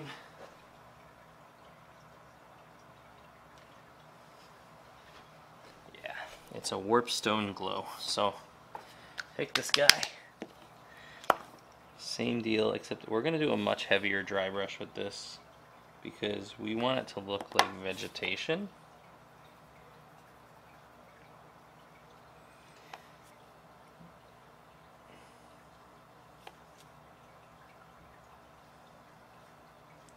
So it's almost like we're painting, but not quite.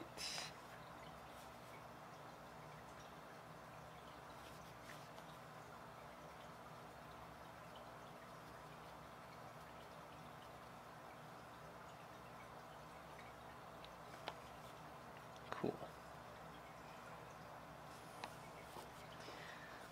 Great. Looking good. And now we're gonna do the moss, and this is like a targeted dry brushing.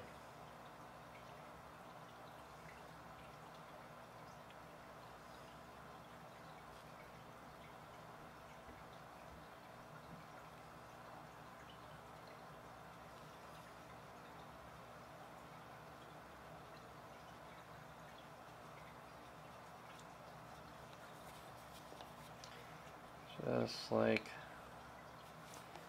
that. That looks really good.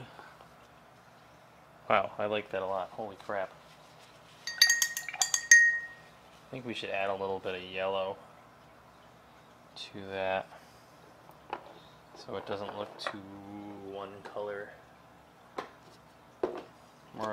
More of a yellow green, actually. I'm thinking let's throw a little niblet green. This is a dry paint, so you just dip your brush in there and it's kind of goopy. And I'm just gonna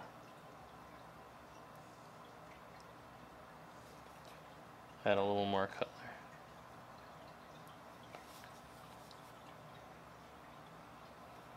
Just in patches.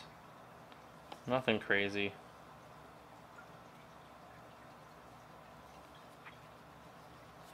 There, I really like that.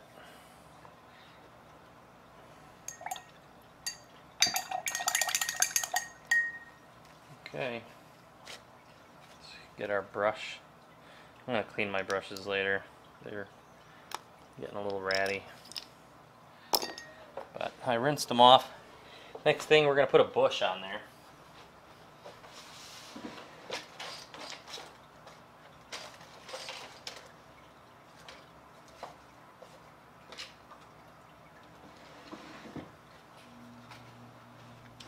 I don't want to add like a yellowish bush in there, but I don't know.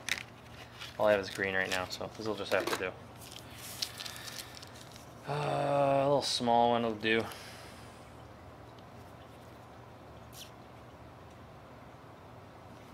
Get some glue on there. I really want one right in there.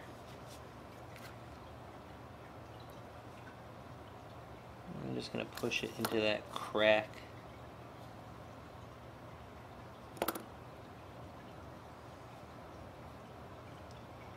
There's one. And I'll add another one right in the front. Right there.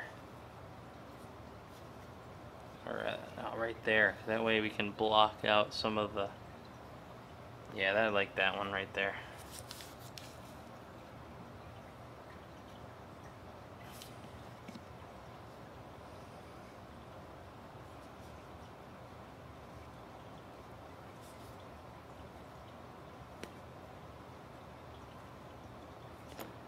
There we go. I really like that. I'm going to see if I can find a dried piece of evergreen outside real quick. That'll add a little bit of yellow to the base, because right now it's looking pretty I don't know, basic. So I'm going to add a little bit of yellow to it. I'm going to see if I can find something outside. So I found this little piece of evergreen. I think it looks cool. It looks really alien. I don't know where I want to put it though. Thinking, yeah, right there. That looks good.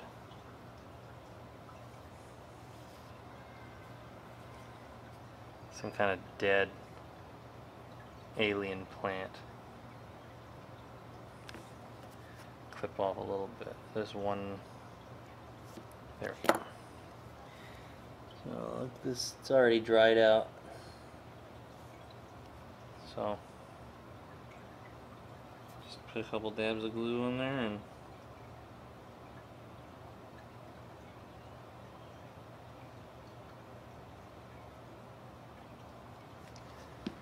alright. Here goes nothing.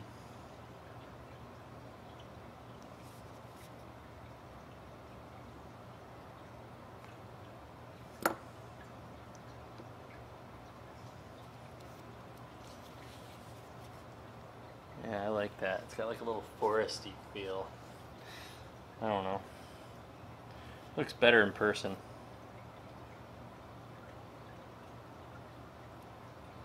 Stick Boba on, see how it looks.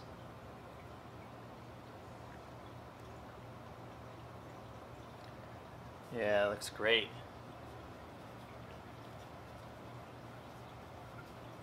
Alright, let's paint the edge of the base so we can finish up. And so the final touch is going to be just like the rest of my army. Steel Legion Drab around the base edge. And this is so easy. The way I paint this is the same every time. I'm going to shake this paint up. Just like this guy here.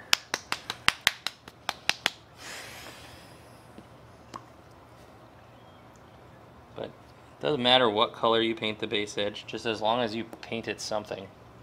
A lot of people like black. I don't know.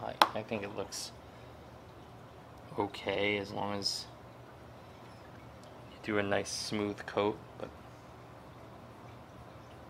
I'm partial to this Steel Legion Drab color. There's a couple little hairs sticking off. Let's get those out of there.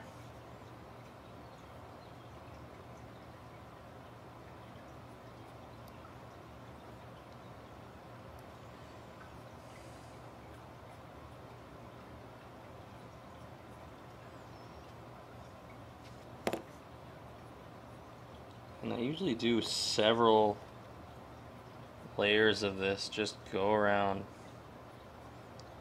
let it dry, come back, go around.